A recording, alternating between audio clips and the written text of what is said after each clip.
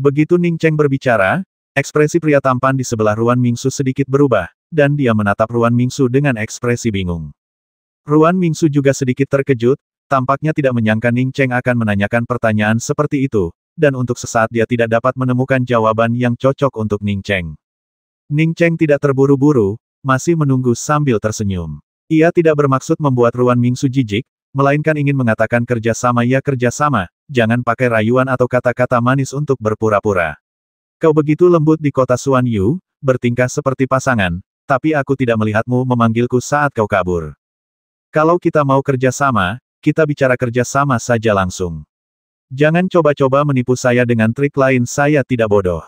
Aku akan jalan-jalan dulu di kota Tianji. Kabari aku kalau ada yang dibutuhkan Suster Junior Mingsu. Melihat Ruan Mingsu hendak bicara, Ning Cheng langsung melangkah di depannya. Ia hanya mengingatkan Ruan Mingsu untuk tidak menganggapnya bodoh. Ia tidak peduli bagaimana Ruan Mingsu menjawab. Tunggu, kakak senior Ning, ada yang ingin ku bicarakan denganmu. Kalau kau mau, kita bisa sekamar. Ruan Mingsu memanggil Ning Cheng. Ning Cheng menatap Ruan Mingsu dengan heran. Ia mengira Ruan Mingsu akan turun dari panggung, tetapi ia tidak menyangka Ruan Mingsu akan berkata seperti itu. Pria kultivator tampan di sebelah Ruan Mingsu tiba-tiba kehilangan ekspresi kaku dan tersenyum dengan mudah. Mingsu, aku akan pergi sekarang. Saat kultivator pria tampan itu berjalan keluar dari penginapan, Ruan Mingsu menatap mata Ning Cheng dan berkata, kakak senior Ning, jika kamu sudah puas, silakan datang ke kamarku. Ning Cheng merasa sedikit aneh, tetapi ia tidak memperdulikannya. Ia mengikuti Ruan Mingsu ke kamarnya dan mendapati bahwa Ruan Mingsu tidak menginap di kamar ganda, melainkan kamar single. Kakak senior Ning, aku tahu kau mungkin kesal karena aku tidak memberitahumu saat aku pergi.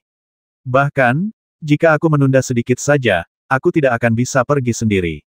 Kau seharusnya tahu betapa mengerikannya gelombang tikus pemakan langit berbintang. Bahkan jika aku bisa membawamu, aku tidak akan bisa sampai ke lantai 2. Dan aku juga tahu kau pasti tidak akan ikut denganku. Nada bicara Ruan Mingsu tenang, seolah-olah dia sama sekali tidak marah dengan kata-kata Ning Cheng. Sebelum Ning Cheng sempat menjawab, ia melanjutkan, kau sangat baik kepada teman-temanmu. Meskipun aku tidak begitu mengenalmu, aku sudah menghabiskan waktu bersamamu. Aku tahu kau tidak akan meninggalkan teman-temanmu dan pergi bersamaku, jadi kau pergi begitu saja. Lagi pula, meskipun kau bersedia pergi bersamaku, aku tidak mampu membawamu. Ning Cheng datang ke sini bukan untuk meminta penjelasan dari Ruan Mingsu. Penjelasan Ruan Mingsu yang tulus dan lembut membuat Ning Cheng terdiam. Orang yang baru saja pergi bernama Zhao Yanxiang, kata Ruan Mingsu lagi. Ning Cheng tiba-tiba tersadar, oh, itu dia. Aku tahu, keluarga Ruan memintaku untuk mengawasi, dan sepertinya mereka sedang membicarakan orang ini. Ruan Mingsu tersenyum tipis, ayahku mengira aku menyukainya, makanya dia bilang begitu padamu. Sebenarnya, dia sangat menyukaiku, dan aku sama sekali tidak membencinya. Itu saja, lagi pula, kakak senior Yanxiang akan ikut dengan kita ke Time Wastelen kali ini. Siapa lagi yang mau ikut dengan kita aku tidak peduli. Aku baru saja sampai. Kau harus memberitahuku kapan dan bagaimana cara memasuki Time Wastelen. Ning Cheng tidak ingin bertanya tentang hubungan yang berantakan ini. Ruan Mingsu mengeluarkan selembar giok dan menyerahkannya kepada Ning Cheng, sambil berkata, ini selembar giok yang berisi sebagian peta tanah terlantar waktu. Kapal perang Sungai Bintang Lilan kita diserang oleh kawanan tikus pemakan langit berbintang, dan Raja Sungai Bintang tiba-tiba menghilang entah kenapa.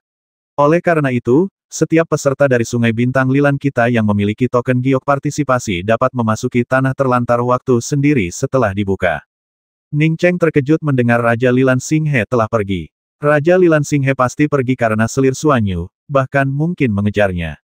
Apa yang bisa ia lakukan jika Raja Lilan Xinghe berhasil menyusul Xuan Yu? Terlepas dari apakah Xuan Yu hidup atau mati, Jing Wuming akan celaka. Sayangnya, ia hanya bisa khawatir tanpa daya dengan tingkat kultivasinya, ia tidak bisa memberikan bantuan apapun. Langit berbintang Manlun memiliki 12 sungai bintang, menjadikannya salah satu sistem bintang terkecil di seluruh alam semesta. Lebih dari 300.000 kultivator telah memasuki Time Wastelen kali ini, dan cukup banyak dari mereka yang tahu tentang Danau Harapan Abadi, jadi peluang kita tidak terlalu tinggi. Setelah menjelaskan, Ruan Mingsu menunggu dengan tenang hingga Ning Cheng bertanya. Ning Cheng kemudian menyadari bahwa Danau Yongwang bukanlah rahasia keluarga Ruan, melainkan rahasia umum. Kerja sama macam apa ini? 12 sungai bintang seharusnya memiliki 120.000 peserta, bagaimana mungkin ada 300.000 lagi pula, kultivasiku terlalu buruk. Jika hanya kita bertiga yang pergi ke Danau Yongwang, kita mungkin tidak akan menemukan apapun, dan kita bahkan tidak akan meninggalkan jejak tulang kita. Nada bicara Ning Cheng menunjukkan sedikit kekecewaan. Ruan Mingsu mengabaikan nada bicara Ning Cheng dan berkata dengan tenang, Sungai Bintang Lilan juga merupakan sungai bintang yang lemah di langit bintang Manlun, dengan hanya 10.000 peserta, sementara sungai bintang lain memiliki peserta yang jauh lebih banyak daripada sungai bintang Lilan. Selain itu, meskipun banyak orang tahu tentang Danau Yongwang, tidak banyak yang benar-benar tahu lokasinya. Jadi, meskipun peluang kita kecil, peluangnya masih lebih besar daripada yang lain. Baiklah, aku mengerti. Kirimkan saja pesan kepadaku setelah Time Wastelen dibuka, kata Ning Cheng, lalu berdiri. Ruan Mingsu tidak bergerak. Ia berkata dengan tenang, kamu tidak tinggal di sini. Kamu cuma punya satu kamar di sini.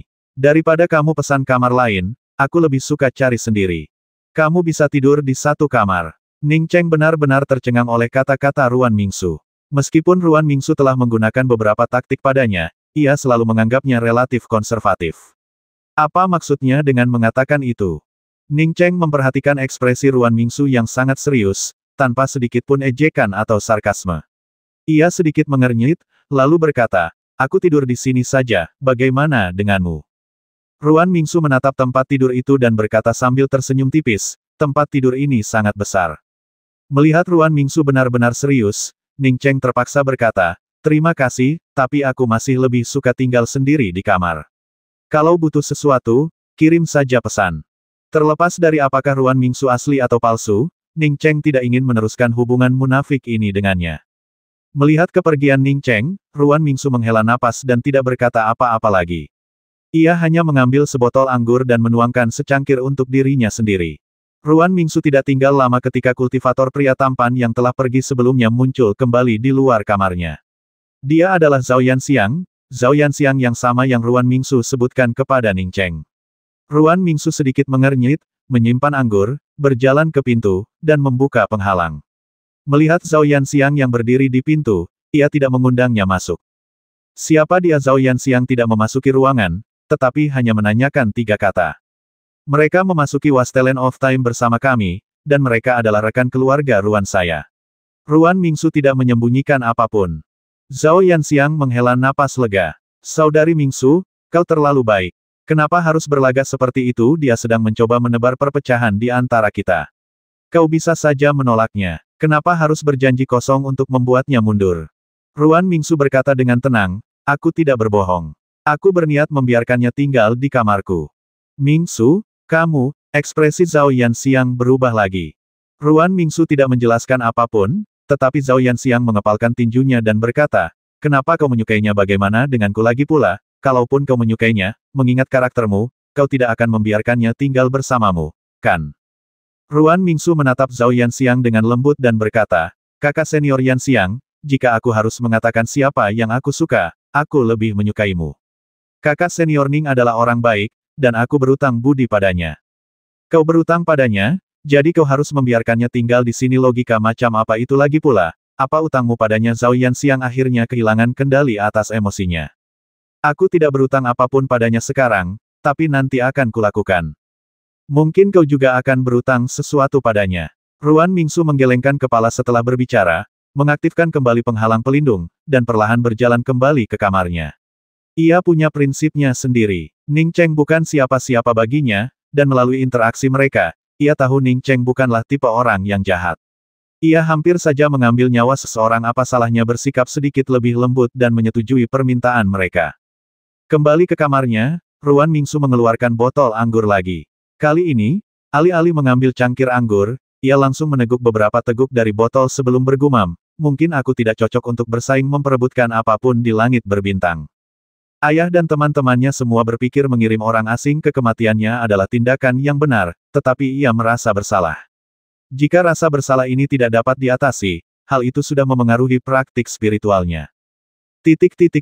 Terlepas dari niat Ruan Mingsu, Ning Cheng tidak terus berkeliaran di kota Tianji.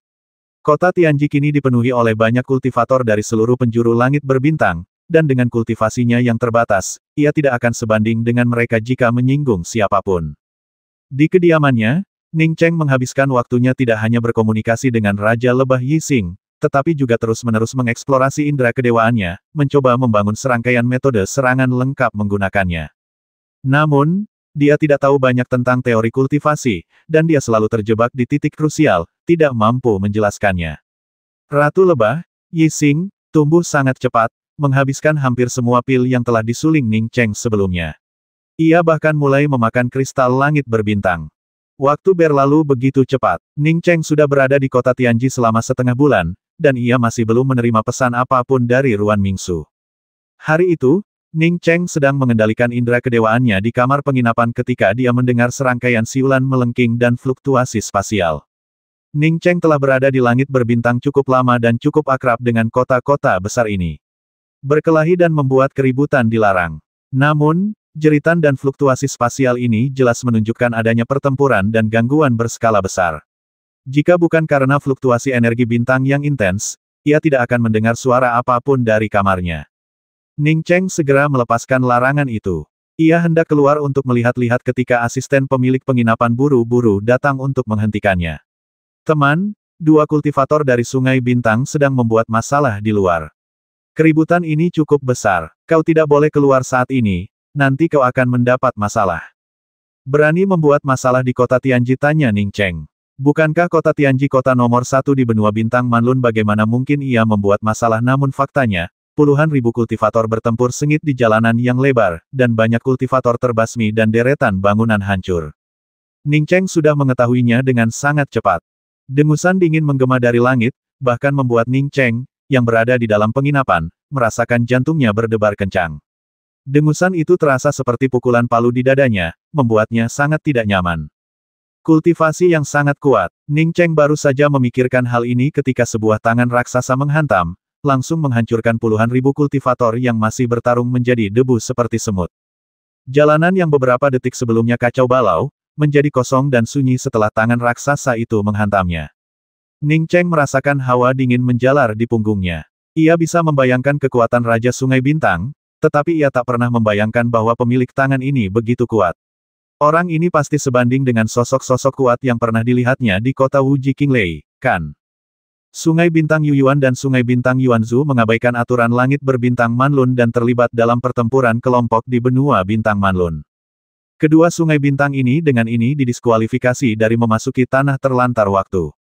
Semua kultivator yang terlibat dalam pertempuran ini akan dieksekusi. Raja Sungai Bintang Yuyuan dan Raja Sungai Bintang Yuanzhu akan dieksekusi. Semua penguasa bintang di bawah kedua sungai bintang ini yang melibatkan kultivator dalam pertempuran di wilayah yurisdiksi mereka akan dieksekusi. Tangan raksasa itu menghilang, dan suara di udara perlahan menghilang, hanya menyisakan gema yang terngiang di telinga Ning Cheng. Ning Cheng tersentak. Orang ini terlalu mendominasi. Apakah ini Kaisar Langit Berbintang Manlun? Dia telah membasmi puluhan ribu kultivator dalam satu pertempuran, bersama banyak penguasa bintang dan dua Raja Sungai Bintang. Jelas, di Langit Berbintang Manlun, Kaisar Langit Berbintang Manlun adalah satu-satunya yang penting. Sebelum Ning Cheng sempat bertanya, semua orang di jalan membungkuk dan berteriak serempak, Kaisar Manlun, hidup selamanya. Jalanan baru kembali normal beberapa lama kemudian. Semua orang kembali beraktivitas seperti biasa. Tak seorang pun menunjukkan sedikit pun tanda-tanda kesulitan karena puluhan ribu orang baru saja meninggal. Apa itu kekuatan sejati? Inilah kekuatan sejati. Ning Cheng memikirkan tingkat kultivasinya sendiri di alam bintang. Untuk pertama kalinya, ia merasa sangat tidak berarti. Mengingat kekuatan Kaisar Langit Berbintang Manlun yang luar biasa, Ning Cheng bahkan lebih enggan memamerkan pengaruhnya. Saat hendak kembali ke hotel, tatapannya tertuju pada sosok yang cantik. Ketika melihat wajah wanita itu, ia hampir berteriak, Su Yingdi. Namun Ning Cheng segera menyadari bahwa ini bukanlah Su Yingdi. Su Yingdi memang sudah dianggap sebagai wanita tercantik, tetapi kecantikannya masih jauh lebih rendah daripada wanita di hadapannya. Mata gelap yang cerah, kulit seputih porselen, dan wajah cantik yang tampak seperti milik seorang gadis muda yang polos, begitu mencoloknya sehingga orang tak tahan untuk berbicara keras. Wajah gadis yang begitu murni dan polos, namun dengan payudara yang luar biasa kencang, membuat orang sulit berpaling. Ning Cheng meliriknya sebentar sebelum mengalihkan pandangannya. Wanita ini terlalu mirip Su Yingdi, ia hampir salah mengiranya. Terlebih lagi, 4 roda bintang di punggungnya menunjukkan bahwa ia setidaknya seorang kultivator alam jembatan bintang. Sekalipun Su Yingdi sangat berbakat, ia tidak mungkin menjadi kultivator alam jembatan bintang dalam waktu sesingkat itu. Kau kenal aku. Emosi dan tatapan Ning Cheng yang berfluktuasi telah menarik perhatian wanita itu. Ia sengaja berjalan mendekati Ning Cheng dan menatapnya dari atas ke bawah. Ia yakin belum pernah melihat Ning Cheng sebelumnya. Namun, raut terkejut di wajah Ning Cheng saat melihatnya tadi jelas menunjukkan bahwa ia mengenalnya. Ning Cheng segera menjawab, aku tidak mengenalnya. Aku hanya sedikit bersemangat ketika melihat temanku datang. Setelah mengatakan itu, Ning Cheng menunjuk ke belakang wanita itu. Di belakang wanita ini, seorang wanita dengan cadar menutupi wajahnya mendekat dan berjalan menuju Ning Cheng. Gadis polos bak boneka porselen itu tak beranjak pergi. Ia sengaja berdiri di samping Ning Cheng, dan baru setelah perempuan bercadar itu menghampiri Ning Cheng, ia tersenyum dan berkata, apakah dia temanmu? Wanita berkerudung itu membungkuk kepada gadis cantik nan polos itu sebelum berkata lembut, senior, ini temanku Ning Cheng. Kita janjian bertemu di sini. Ning Cheng diam-diam berterima kasih kepada wanita itu dan mengagumi pikirannya yang tajam. Ning Cheng, nama yang bagus. Aku pergi dulu, tapi mungkin aku akan kembali mencarimu suatu hari nanti. Gadis cantik bak boneka porselen itu tersenyum cerah pada Ning Cheng, memperlihatkan gigi-giginya yang putih sempurna. Setelah berjalan beberapa langkah, ia tiba-tiba menoleh ke Ning Cheng dan berkata, oh iya, aku lupa memberitahumu namaku. Namaku Su Binglan, ingat aku. Mendengar nama ini, Ning Cheng gemetar, kepalanya berputar. Su Binglan, dia sangat mengenal nama itu. Bukankah ini wanita yang, bersama Sang Yan, terkenal di seluruh Tianzu? Kedua wanita itu telah jatuh cinta pada Yan Fenghua dari Sekte Tiandao, yang mengakibatkan kisah cinta, benci, dan balas dendam. Hal itu juga telah menciptakan dua sekte besar baru Istana Piaoxue dan Sekte Zhan Xingdao. Su Anzhen, yang memiliki dendam mendalam terhadap Ning Cheng, adalah keturunan wanita ini, begitu pula Su Yingdi, yang hubungannya dengan Ning Cheng juga rumit. Tak heran jika ia hampir mengira wanita ini adalah Su Yingdi pada pandangan pertama. Wanita ini tampak begitu murni dan menawan, begitu polos dan berseri-seri, sehingga mustahil untuk tidak merasakan niat baik terhadapnya. Namun, Ning Cheng tahu betul bahwa para wanita dari Sekte Dao Pemutusan Emosi memiliki banyak kekasih setelah memutus emosi mereka.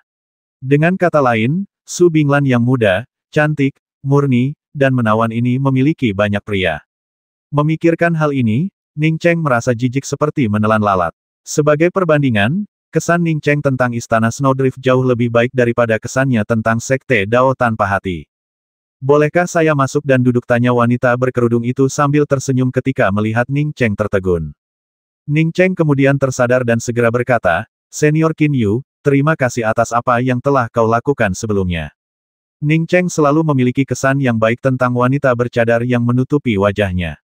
Dulu di Silou, jika bukan karena wanita ini, ia tidak akan punya alasan untuk melepas pakaian luarnya yang bertanda indera ilahi.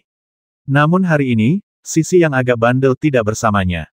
Wanita bercadar itu tersenyum tipis, aku baru mencapai tingkat kultivasi pengumpulan bintang. Marga Kusen, kau bisa memanggilku Qin Yu mulai sekarang. Baiklah, kakak senior Qin Yu, silakan naik ke atas bersamaku. Aku akan menginap di penginapan ini, ajak Ning Cheng dengan sopan. Setelah membawa Sen Qinyu ke kamar, Ning Cheng memasang penghalang pelindung padanya sebelum berkata lagi, terima kasih. Sen Qinyu tersenyum dan berkata, aku kebetulan lewat saat membantumu. Aku tidak menyangka kau akan selalu menjadi incaran para ahli. Ning Cheng mengerti maksud Sen Qinyu, selalu, yang berarti lebih dari sekali.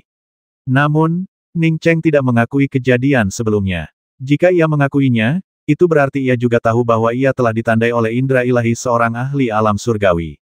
Ia teringat kebaikan wanita ini, tetapi ia tidak ingin mengatakan apa-apa lagi, terutama karena ini baru pertemuan kedua mereka. Sebenarnya, aku datang ke sini hari ini untuk membicarakan sesuatu denganmu. Melihat Ning Cheng tidak banyak bicara, bahkan lebih sedikit darinya, Sen Qinyu tidak punya pilihan selain mengambil inisiatif untuk berbicara. Ning Cheng tersenyum dan berkata, kakak senior Qin Yu telah membantu saya. Jika saya bisa membantu, saya pasti akan melakukan yang terbaik. Silakan beritahu saya jika Anda berkenan.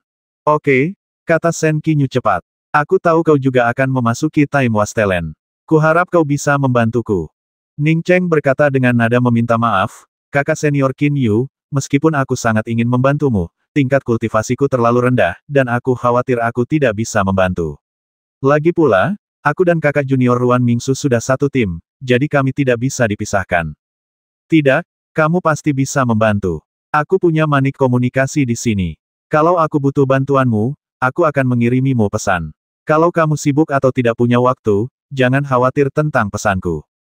Setelah berbicara, Sen Qinyu memegang manik komunikasi dan dengan tenang menatap Ning Cheng, menunggu jawabannya. Ning Cheng tidak tahu bantuan macam apa yang Sen Qinyu bicarakan, atau mengapa ia begitu yakin bisa membantu. Sen Qinyu dapat melihat bahwa pria berjubah putih itu telah menempatkan tanda indera ilahi padanya, dan ia juga dapat menggunakan jimat untuk menangkis serangan dari seorang ahli alam sungai bintang, jadi ia tahu bahwa latar belakang wanita ini jelas tidak sederhana. Bantuan macam apa yang dibutuhkan orang luar biasa seperti itu? Meski ragu, Ning Cheng mengambil manik komunikasi dan berkata sambil tersenyum, tentu saja, selama aku bebas dan bisa membantu, aku pasti akan membantu. Dia tidak mengesampingkan apapun apakah dia bisa membantu atau tidak, itu terserah padanya. Sen Qinyu tampak sama sekali tidak menyadari maksud tersirat Ning Cheng. Ia tiba-tiba melepas cadarnya, tersenyum pada Ning Cheng, dan berkata, "Adik Ning, aku akan mengajakmu ke suatu tempat malam ini. Kau pasti akan mendapat banyak manfaat." Ning memandang wanita di hadapannya, yang penampilannya hanya bisa digambarkan cantik, dan bertanya-tanya mengapa ia mengenakan kerudung. Namun, ia segera mengerti. Apakah ia satu-satunya yang diizinkan memiliki topeng artefak Dao, sementara yang lain tidak jelas, wajah cantik ini bukanlah penampilan asli Sen Qinyu. Wanita ini sungguh misterius. Kultivasi saya sangat rendah, dan saya tidak suka keluar. Saya akan tinggal di sini dan beristirahat. Kakak senior Qinyu, Anda bisa pergi sendiri. Ning Cheng dengan sopan menolak ajakan Sen Qinyu. Sen Qinyu tidak peduli dan berkata sambil tersenyum, ini adalah pertemuan para jenius dari seluruh Manlun Starry Sky. Semua jenis kultivator jenius dari berbagai sungai bintang di Manlun Starry Sky akan diundang ke tempat ini. Saya juga mendapat undangan melalui orang lain. Jika seorang kultivator nakal pergi ke tempat seperti ini, mendengarkan orang lain berbicara tentang kultivasi dan beberapa kekuatan supernatural langit berbintang akan sangat bermanfaat. Perolehan semacam ini bahkan beberapa kali lebih kuat daripada bimbingan dari guru atau sesama murid. Lagi pula, mereka tidak berasal dari tempat yang sama, dan tingkat kultivasi mereka serupa, sehingga wawasan yang mereka peroleh dan kesulitan yang mereka hadapi juga cukup mirip. Terkadang, sedikit petunjuk dari orang lain dapat menuntun pada pencerahan mendadak. Saya pikir saudara muda Ning harus pergi ke tempat seperti ini berlatih dalam pengasingan tentu mengurangi berbagai masalah. Namun, dalam kultivasi langit berbintang, seseorang tidak boleh takut akan masalah, dan seseorang tidak boleh berlatih dalam isolasi. Sebenarnya, Ning Cheng sudah dibujuk oleh Sen Qinyu. Kultivasinya telah mandek, dan pemahamannya tentang teknik indera ilahi juga telah mencapai jalan buntu, tidak dapat berkembang lebih jauh. Ia selalu menghadapi rintangan yang hanya sehelai rambut dari terobosannya, namun, ia tidak dapat menembus rintangan itu. Baiklah, terima kasih banyak, kakak senior Qinyu. Aku akan pergi bersamamu. Begitu Ning Cheng membuat keputusan, dia tidak ragu sedetik pun. Forum tersebut diadakan di distrik pusat tersibuk di kota Tianji. Ning Cheng sudah tidak asing lagi dengan dunia, dan ketika ia mengikuti Sen Qinyu ke dalam forum, ia juga terkesima dengan kemewahannya. Saat itu malam hari, tetapi di sini terasa seperti siang hari, bukan siang hari yang diterangi lampu, tetapi siang hari yang alami dan tidak dibuat-buat. Seluruh tempat dipenuhi dengan suasana mistis, menampilkan burung bangau, jembatan pelangi, air yang mengalir, dan bambu surgawi.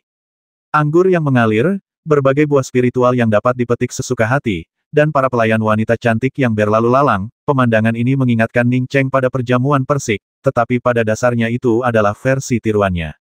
Bahkan sebelum semua peserta tiba, mereka sudah berkumpul dalam kelompok-kelompok kecil, terlibat dalam diskusi yang meriah. Mereka dengan santai mengambil anggur yang mengalir dan dengan mudah memetik berbagai buah rohani untuk dimakan. Sepertinya ini operasi berskala besar, kata Ning Cheng lembut. Sebelum Sen Qinyu sempat menjawab, ia mendengar seorang kultivator di sebelahnya berkata, tentu saja, beberapa Raja Sungai Bintang akan datang malam ini, dan kabarnya Kaisar Langit Berbintang Manlun juga akan hadir. Kaisar Manlun akan memanfaatkan kesempatan ini untuk melihat kejeniusan macam apa yang dimiliki Langit Berbintang Manlun.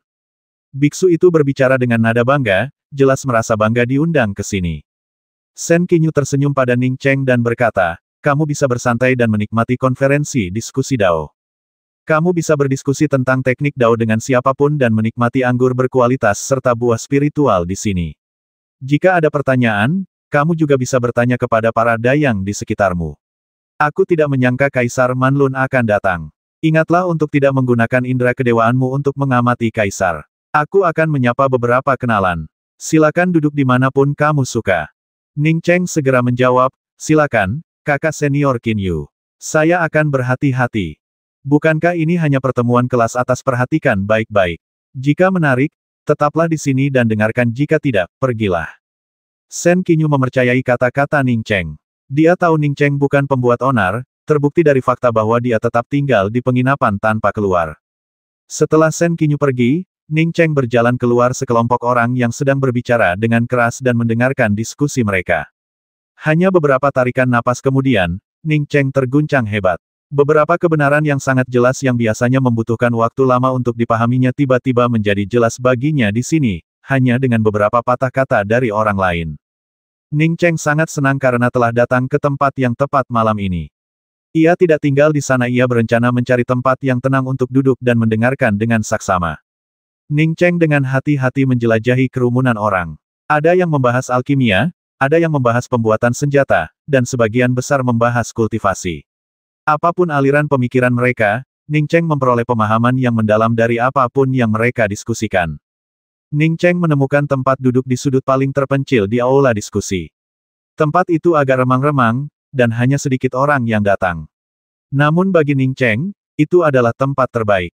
Di sini, indera kedewaannya dapat sepenuhnya mendengarkan diskusi orang lain, mengekstrak intisari dan membuang ampasnya, menjadikannya miliknya sendiri.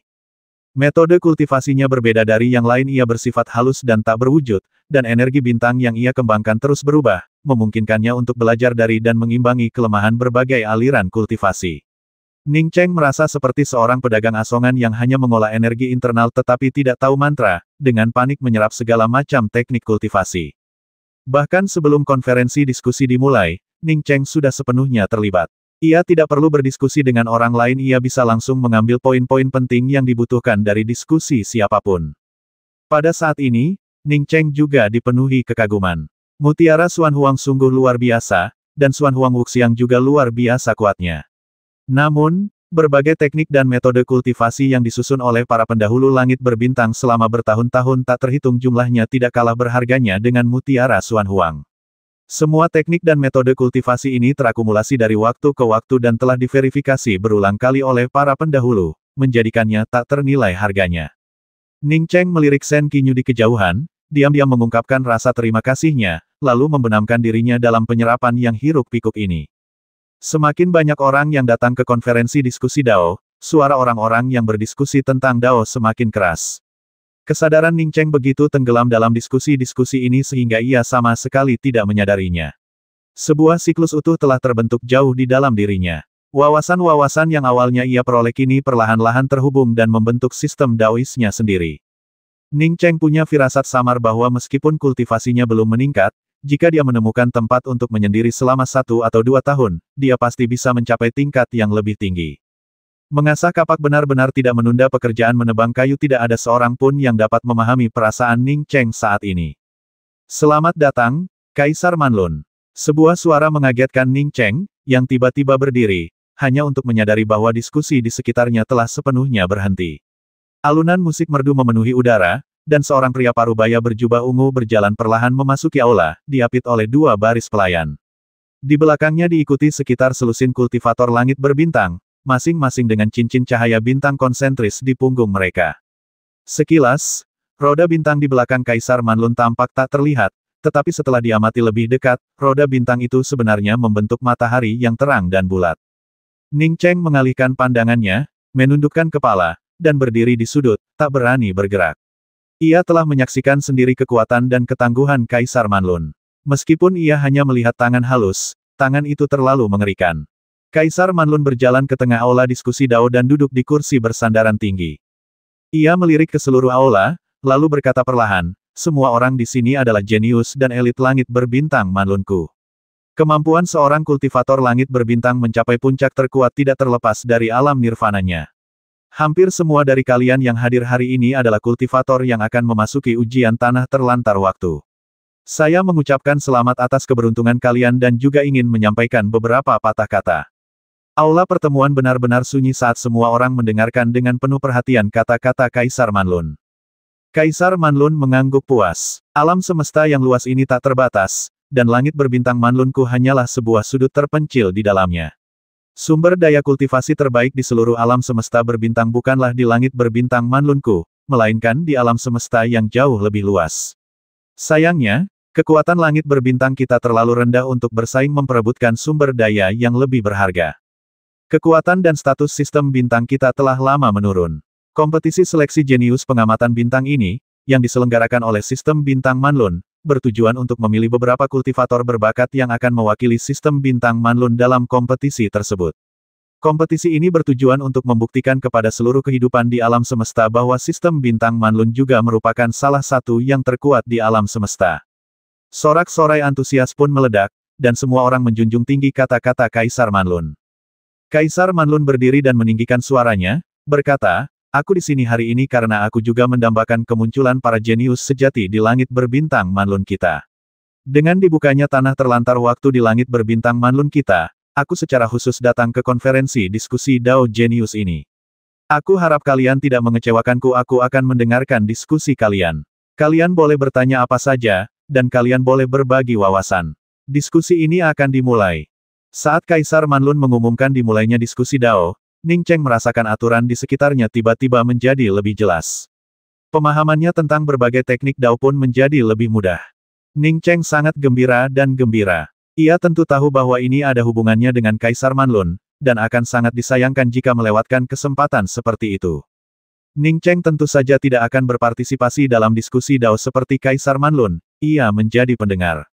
Namun, Kaisar Manlun ingin melihat siapa yang berpotensi dan siapa yang pantas mendapatkan perhatiannya. Ning Cheng mendengarkan semuanya, ia akan menyusun teknik Daois apapun yang bisa diserapnya. Perselisihan selama konferensi diskusi Dao adalah hal yang wajar, beberapa orang bahkan bertengkar karenanya. Kaisar Manlun tidak akan pernah ikut campur dalam situasi seperti itu. Para kultivator yang memperebutkan teknik Dao dapat beradu pendapat secara individual di panggung diskusi Dao. Bahkan jika salah satu pihak terbasmi, itu tidak dianggap menyinggung Kaisar. Hari berlalu dengan cepat, dan para kultivator yang tengah berdiskusi tentang Dao masih mengungkapkan pendapat mereka dengan penuh antusiasme, tetapi Kaisar Manlun berdiri. Setelah mendengarkannya selama sehari, dia telah mengidentifikasi beberapa orang jenius dalam benaknya, dan dia kemudian akan memberikan perhatian khusus kepada orang-orang jenius tersebut. Seorang kultivator seperti Ning Cheng, yang hanya duduk di sudut mendengarkan, jelas tidak akan menarik perhatiannya. Semakin berbakat seorang kultivator, semakin banyak pertanyaan yang ia ajukan. Dalam situasi ini, seorang kultivator yang tidak bertanya dan tidak memberikan wawasan jelas bukan seorang jenius. Setelah Kaisar Manlun pergi, suasana di forum Tao tidak mereda, malah menjadi lebih meriah. Beberapa kultivator pria dan wanita mulai menari liar untuk mengekspresikan kegembiraan batin mereka. Dalam forum semacam itu, tidak ada seorang pun yang ikut campur sepanjang kedua belah pihak bersedia. Forum tersebut diizinkan. Ning Cheng tetap duduk dengan tenang di sudut yang remang-remang itu. Indra kedewaannya tidak hanya mendengarkan teknik kultivasi, tetapi juga alkimia, pembuatan senjata, dan pembuatan jimat, terutama seni formasi susunan, yang ia dengarkan dengan penuh perhatian. Kembali di benua Yixing, kemampuan alkimia Ning Cheng meningkat drastis berkat melimpahnya herba spiritual, ia telah menjadi ahli pil surgawi tingkat 9. Setelah memasuki langit berbintang, jumlah herba spiritual tingkat tinggi yang ia peroleh berkurang, dan ia juga menggunakan lebih sedikit pil dalam kultivasinya.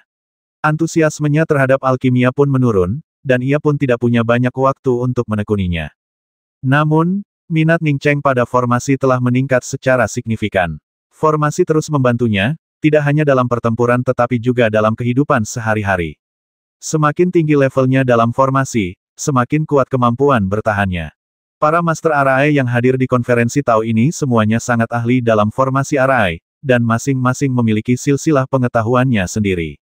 Tak ada yang seperti Ning Cheng, yang telah menguasainya sendiri. Sebagai Master Arai bintang tingkat pertama, Ning Cheng dapat belajar banyak dari berbagai aliran formasi Arai ini, pengetahuan yang biasanya membutuhkan waktu yang signifikan untuk dipahami. Ning Cheng asyik belajar, tidak menyadari bahwa seorang cendekiawan pria tampan tengah menatapnya, mengerutkan kening dan bergumam pada dirinya sendiri, mengapa orang ini ada di sini? Ning Cheng tenggelam dalam memilah wawasan dan refleksinya, mengerjakan beberapa masalah yang ia temui dalam kultivasi sebelumnya. Setelah diskusi Dao ini selesai, selama ia bisa menyendiri, kultivasi dan kekuatannya akan mengalami peningkatan kualitatif. Tepat pada saat itu, aura berbahaya menyeruak, dan tanpa berpikir panjang, Ning Cheng melayangkan pukulan. Karena tergesa-gesa, dia sama sekali tidak menahan pukulannya. Bang! Ledakan energi bintang yang dahsyat terdengar, diikuti semburan kabut darah. Seorang kultivator pria bertubuh sedang terhempas oleh pukulan Ning Cheng. Pukulan ini menarik perhatian banyak kultivator di aula diskusi Dao, bukan karena ada yang berkelahi adalah hal yang biasa di aula diskusi Dao, melainkan karena ketika kultivator laki-laki itu terpental, salah satu kakinya telah hilang, jelas hancur berkeping-keping oleh pukulan Ning Cheng. Indra ilahi yang tak terhitung jumlahnya menimpa Ning Cheng, mengungkapkan keterkejutan, keheranan, dan beragam emosi lainnya. Ning Cheng, yang tampak seperti seorang kultivator pikiran bintang tanpa roda bintang, bahkan telah menghancurkan kaki seorang kultivator bintang hancur hanya dengan satu pukulan. Ning Cheng tersadar sepenuhnya dari lamunannya dan menatap kultivator bintang hancur yang telah diledakkannya, pikirannya sepenuhnya tenang. Saat orang itu menendang tadi, jelas-jelas ada niat membasmi. Jika dia masih dalam kondisi pencerahan itu, atau jika kekuatannya tidak sebesar itu, maka Ning Cheng pasti sudah tergeletak di tanah sekarang, kehilangan anggota tubuhnya. Dia mungkin tidak akan selamat. Tempat di mana Ning Cheng duduk tadinya cukup sepi, namun kini karena kejadian ini, tempat itu langsung menjadi ramai. Masalah ini sudah meledak. Kaki Lou Shao benar-benar lumpuh. Bahkan jika dia memulihkan kultivasinya, itu akan sangat berkurang, dan dia akan membutuhkan benda-benda spiritual kelas atas. Seseorang menggelengkan kepala dan menatap Ning Cheng dengan iba. Sebenarnya, bukan apa-apa. Tadi, mungkin Lou Shao, yang kamu sebutkan, yang menendang kultivator Niansing ini. Kultivator Niansing itu tiba-tiba mengeluarkan kekuatannya di tengah situasi panas, sehingga ia melumpuhkan kaki Lou Shao, kata orang di sebelahnya dengan nada meremehkan. Orang yang berbicara tadi melirik kultivator yang tak yakin itu tanpa berkata apa-apa dan berkata dengan tenang, kalau kau tahu keponakan Lou Shao adalah Lou Pingchuan, kau tak akan berkata begitu. Jangan terlalu dipikirkan, Lou Pingchuan sudah ada di sini. Apa jawab kultivator yang tak curiga itu dengan dua kata kaget, lalu langsung mundur dua langkah dan berdiri di samping, matanya tertuju pada seorang kultivator pria berpakaian hitam yang sedang mendekat. Dia tidak tahu siapa Lou Shao, tetapi dia tahu betul siapa Lou Pingchuan. Jika 10 kultivator paling berbakat di langit berbintang Manlun dipilih, Lou Pingchuan pasti ada di daftar itu. Dia adalah sosok kuat dari Sungai Bintang Sangmou, memiliki kultivasi bintang pengumpul, dan sangat kuat. Terlebih lagi, dia adalah orang yang disukai Kaisar Manlun. Bagaimana mungkin dia melepaskannya setelah mematahkan kaki paman orang seperti itu?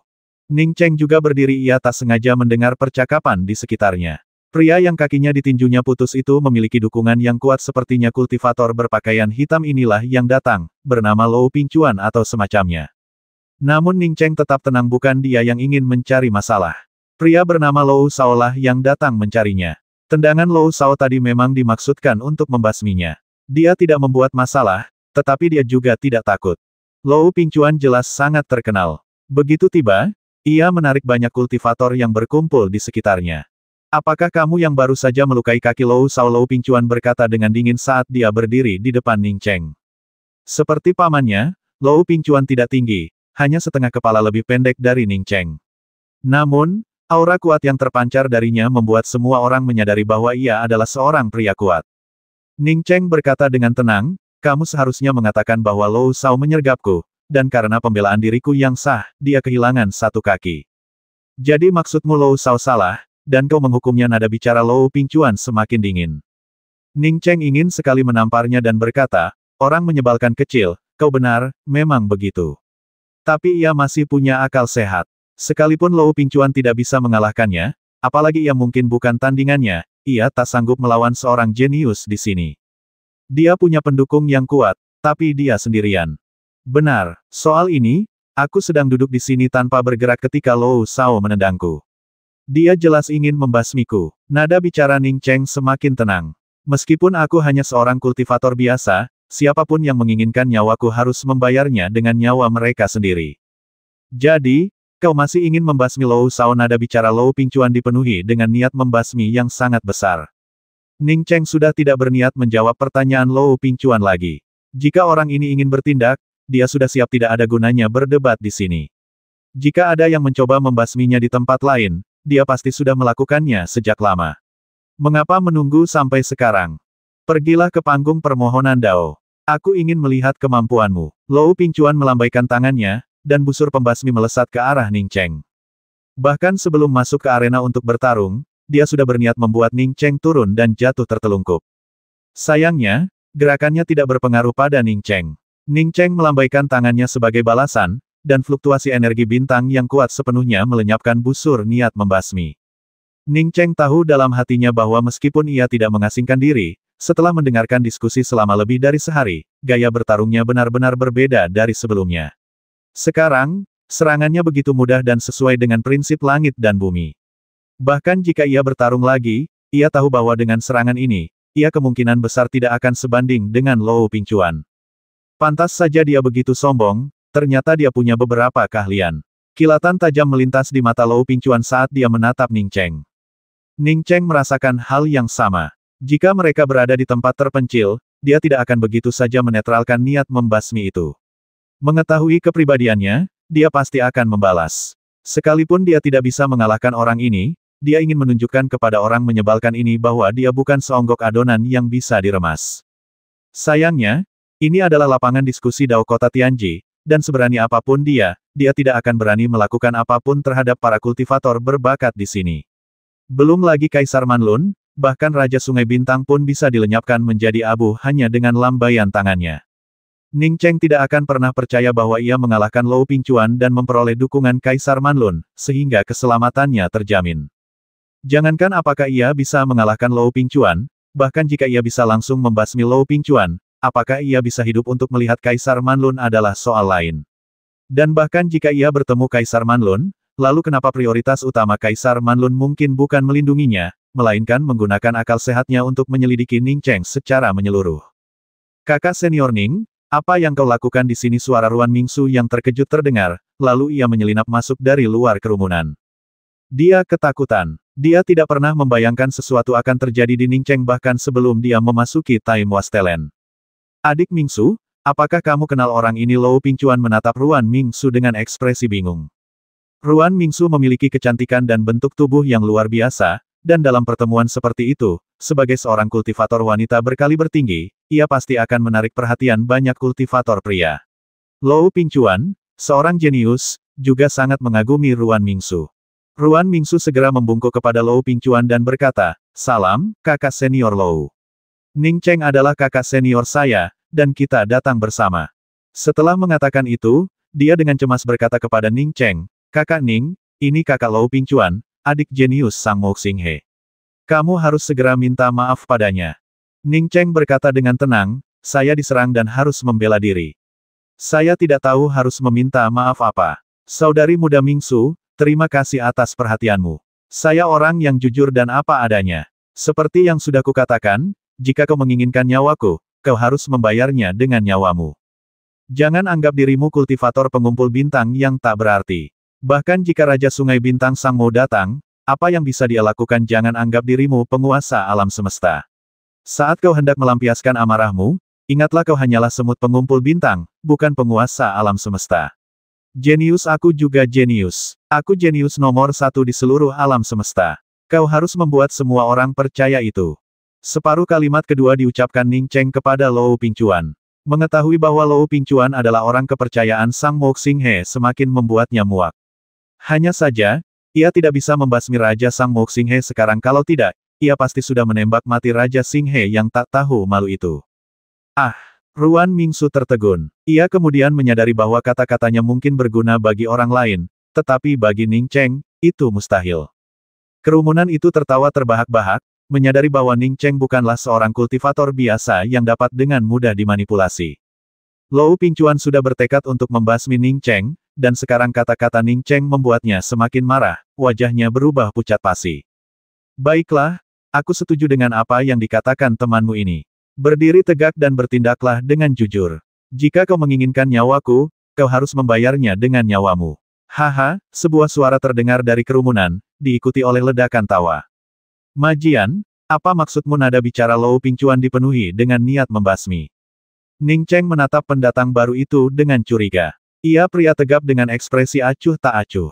Ia juga seorang kultivator pengumpulan bintang, dan ia bertanya-tanya mengapa pria ini membelanya. Namun, majian ini mampu membela Lou Pingchuan, jadi ia jelas bukan orang biasa. Lou Shao, yang kakinya patah akibat pukulan Ning Cheng, tiba-tiba berkata dengan suara memelas, "Pingchuan, aku baru saja berlatih sihir Tao dengan temanku. Karena aku tidak sehebat dia, temanku meledakkanku. Aku langsung terbang ke arah orang ini, tapi aku tidak menyangka dia begitu kejam. Dia memanfaatkan kelemahanku dalam bertahan dan meledakkan salah satu kakiku." Kata-kata Lou Shao dipercayai hampir semua orang kecuali Ning Cheng. Memang, Lou Shao setidaknya seorang kultivator bintang hancur bahkan dalam kondisi terburuknya, kakinya seharusnya tidak diledakkan oleh seorang kultivator bintang pikiran. Satu-satunya penjelasan adalah Lou Shao sama sekali tidak siap, dan Ning Cheng memang berniat membasminya. Apalagi yang ingin kau katakan kalau tidak ada yang perlu kau katakan, cuci saja lehermu dan pergilah ke panggung permohonan Dao. Niat membasmi yang menyelimuti Lou Pingchuan muncul, dan para kultivator di dekatnya mundur satu demi satu. Jika ini bukan Dao Discussion Square, Ning Cheng pasti sudah mengambil tindakan. Saya bisa bersaksi bahwa Lou Shao bertindak dengan niat membasmi, karena saya melihatnya dengan mata kepala sendiri. Sebuah suara tiba-tiba muncul. Pelayan itu mencibir, "Kau akan segera tahu." Ning Cheng memperhatikan bahwa kultivator yang membantunya adalah seorang kultivator wanita muda, juga berada di tahap pengumpulan bintang. Melihat Ning Cheng menoleh, kultivator wanita itu tersenyum tipis dan berkata, "Aku tadi ada di dekat sini." Pertarungan Lou Shao dengan kultivator lain itu jelas palsu. Targetnya yang sebenarnya adalah kau. Aku bisa menjamin itu. Ning Cheng yakin bukan kebetulan dua orang akan membelanya di saat yang bersamaan. Tatapannya tertuju pada Shen Qinyu, yang tersenyum padanya dari luar kerumunan, dan ia langsung mengerti. Kedua orang ini membelanya bukan karena ia benar-benar tidak setuju dengan ketidakadilan, tetapi karena Shen Qinyu. Lou Pingchuan jelas tidak menyangka seseorang akan melakukan hal yang menyinggung seperti bersaksi untuk orang lain. Meskipun kesal, ia juga tahu ia tidak bisa memaksa Ning Cheng pergi ke panggung penyelidikan untuk berduel dengannya. Jika Ning Cheng sengaja melukai seseorang, kultivasinya lebih tinggi, dan ia bisa saja memaksa Ning Cheng pergi ke panggung penyelidikan. Sekarang, Ning Cheng adalah korbannya, dan jika ia ingin Ning Cheng pergi ke panggung penyelidikan bersamanya, ia membutuhkan persetujuan Ning Cheng. Dengan seseorang yang bersaksi atas nama Ning Cheng, Ruan Mingsu menghela napas lega. Kemudian, ia melihat Zhao Yanxiang dan segera memanggil, "Kakak senior Yanxiang." Ruan Mingsu tidak mengatakan apa yang akan dikatakannya selanjutnya, tetapi Zhao Yanxiang mengerti maksudnya. Itu karena dia mengenal Lou Pingchuan, dan Ruan Mingsu ingin dia memberikan kata-kata yang baik untuknya. Zhao Yanxiang dalam hati mengutuk Lou Shao sebagai sampah dialah yang memulai semua kekacauan ini. Melihat Ning Cheng di sana, ia ingin memberinya pelajaran, bahkan jika itu berarti membasminya. Ia tidak menyangka Lou Shao, seorang kultivator Sateret Star, bahkan tidak bisa mengalahkan Ning Cheng, seorang kultivator main star biasa, dalam serangan diam-diam. Sekarang setelah situasi memanas, dan Ruan Mingsu telah memanggilnya, ia tidak punya pilihan selain datang. Ketika Ruan Mingsu melihat Zhao Yanxiang, Ning Cheng juga melihat Zhao Yanxiang pada saat yang sama. Ia kebetulan menyaksikan pertukaran pandang singkat antara Zhao Yanxiang dan Lou Shao. Saat itu, ia mengerti apa yang telah terjadi. Ia bilang ia tidak punya dendam terhadap Lou Shao, jadi mengapa pihak lain mencoba membasminya ternyata itu karena si sampah itu, Zhao Yanxiang. Lou Pingchuan bahkan tidak menunggu Zhao Yanxiang berbicara sebelum menatap Ning Cheng dan berkata dengan dingin, "Kau bisa melukai Lou Shao hanya dengan satu pukulan, jadi kau pasti orang yang kuat. Sekarang aku menantang Daomu di panggung penyelidikan Dao. Apa kau sudah berani?" Semua orang menatap Ning Cheng ini sama saja dengan tantangan langsung. Jika Ning Cheng tidak maju, ia akan menjadi pengecut. Harga diri seorang kultivator adalah yang terpenting. Jika seseorang tidak berani maju setelah ditantang dan disebut pengecut, itu akan meninggalkan bekas yang tak terlupakan di hatinya. Ruangan itu menjadi sunyi, semua mata tertuju pada Ning Cheng, menunggu jawabannya. Ning Cheng tersenyum tipis, lalu tiba-tiba menatap Lou Pingchuan dan berkata, "Lou, jika seorang ahli alam abadi menantangmu di panggung penyelidikan, apakah kau berani naik?" Lou Pingchuan tahu persis apa yang dipikirkan Ning Cheng, dan ia tertawa terbahak-bahak. Tepat saat ia hendak berbicara, Ning Cheng menyela lagi, berkata, "Lou Pingchuan, jangan buru-buru menjawab. Aku punya kristal asal api di sini. Jika kau berani setuju, Aku akan mengeluarkan kristal asal api ini dan meminta seorang ahli alam abadi untuk bertarung denganmu. Dalam hal mencari Dao, tentu saja, hidup dan mati bukanlah masalah. Setelah mengatakan itu, Ning Cheng mengangkat tangannya dan mengangkat kristal asal api. Para kultivator yang tadinya mengamati apakah Ning Cheng akan menerima tantangannya kini fokus pada kristal asal api di tangannya. Nilainya tak terkira, terutama bagi kultivator atribut api. Jika Ning Cheng berkata akan menggunakan satu kristal asal api untuk mengundang seorang ahli alam abadi untuk menantang Lou Pingchuan, seorang kultivator pengumpulan bintang, pasti banyak yang akan setuju. Wajah Lou Pingchuan berubah muram. Awalnya ia berniat mengatakan akan setuju sepenuhnya, tetapi tawaran kristal asal api dari Ning Cheng mengubah segalanya. Artinya, begitu ia mengucapkan kata-kata itu, seorang ahli alam abadi akan langsung meminta untuk pergi ke panggung tanya jawab bersamanya. Haruskah ia pergi atau tidak? Semut bintang pikiran yang tak berarti ini begitu kejam, bahkan berani menawarkan kristal asal api. Pada titik ini, apalagi sebuah undangan, beberapa ahli alam abadi sudah mengincar kristal asal api di tangan Ning Cheng bahkan sebelum Ning Cheng memberikan undangan. Jelas, mereka akan langsung menantang Lou Pingchuan jika Ning Cheng memberitahu. Apakah Lou Pingchuan setuju atau tidak, sama sekali tidak relevan. Lou Pingchuan menarik napas dan menatap Ning Cheng dengan dingin, lalu berkata, kultivator alam abadi dua alam lebih tinggi dariku. Kau ingin aku, seorang kultivator alam pengamat bintang, pergi ke panggung penyelidikan bersama seorang kultivator alam sungai bintang? Apa kau tidak tahu malu? Ning Cheng tertawa terbahak-bahak, menangkupkan tangannya untuk menyapa orang-orang di sekitarnya, dan berkata, teman-teman, Lou Pingchuan baru saja mengatakan bahwa aku tidak tahu malu memintanya untuk melawan seorang petarung yang 2 tingkat lebih tinggi dariku. Aku berada di alam bintang pikiran, dan Lou Pingchuan berada di alam bintang pengumpulan, yang 2 tingkat lebih tinggi dariku. Dia ingin aku pergi ke panggung penyelidikan bersamanya. Bukankah itu tidak tahu malu? Apakah Lou Pingchuan memiliki kulit yang tebal, lebih tebal dari pantat Nangui? Para kultivator di sekitarnya tertawa terbahak-bahak, dan Lou Pingchuan begitu marah hingga tangannya gemetar. Sebenarnya, Ning Cheng salah paham. Meskipun Lou Pingchuan 2 alam lebih tinggi darinya, mereka berdua berada di alam pengamatan bintang. Perbedaan antara alam abadi dan alam pengumpulan bintang bukan hanya soal 2 alam. Perbedaannya sangat mendasar, bahkan seorang praktisi alam pengumpulan bintang tingkat puncak pun tidak dapat dibandingkan dengan seorang kultivator alam jembatan bintang biasa. Wajah Lou Pingchuan pucat pasi, ia hampir muntah darah.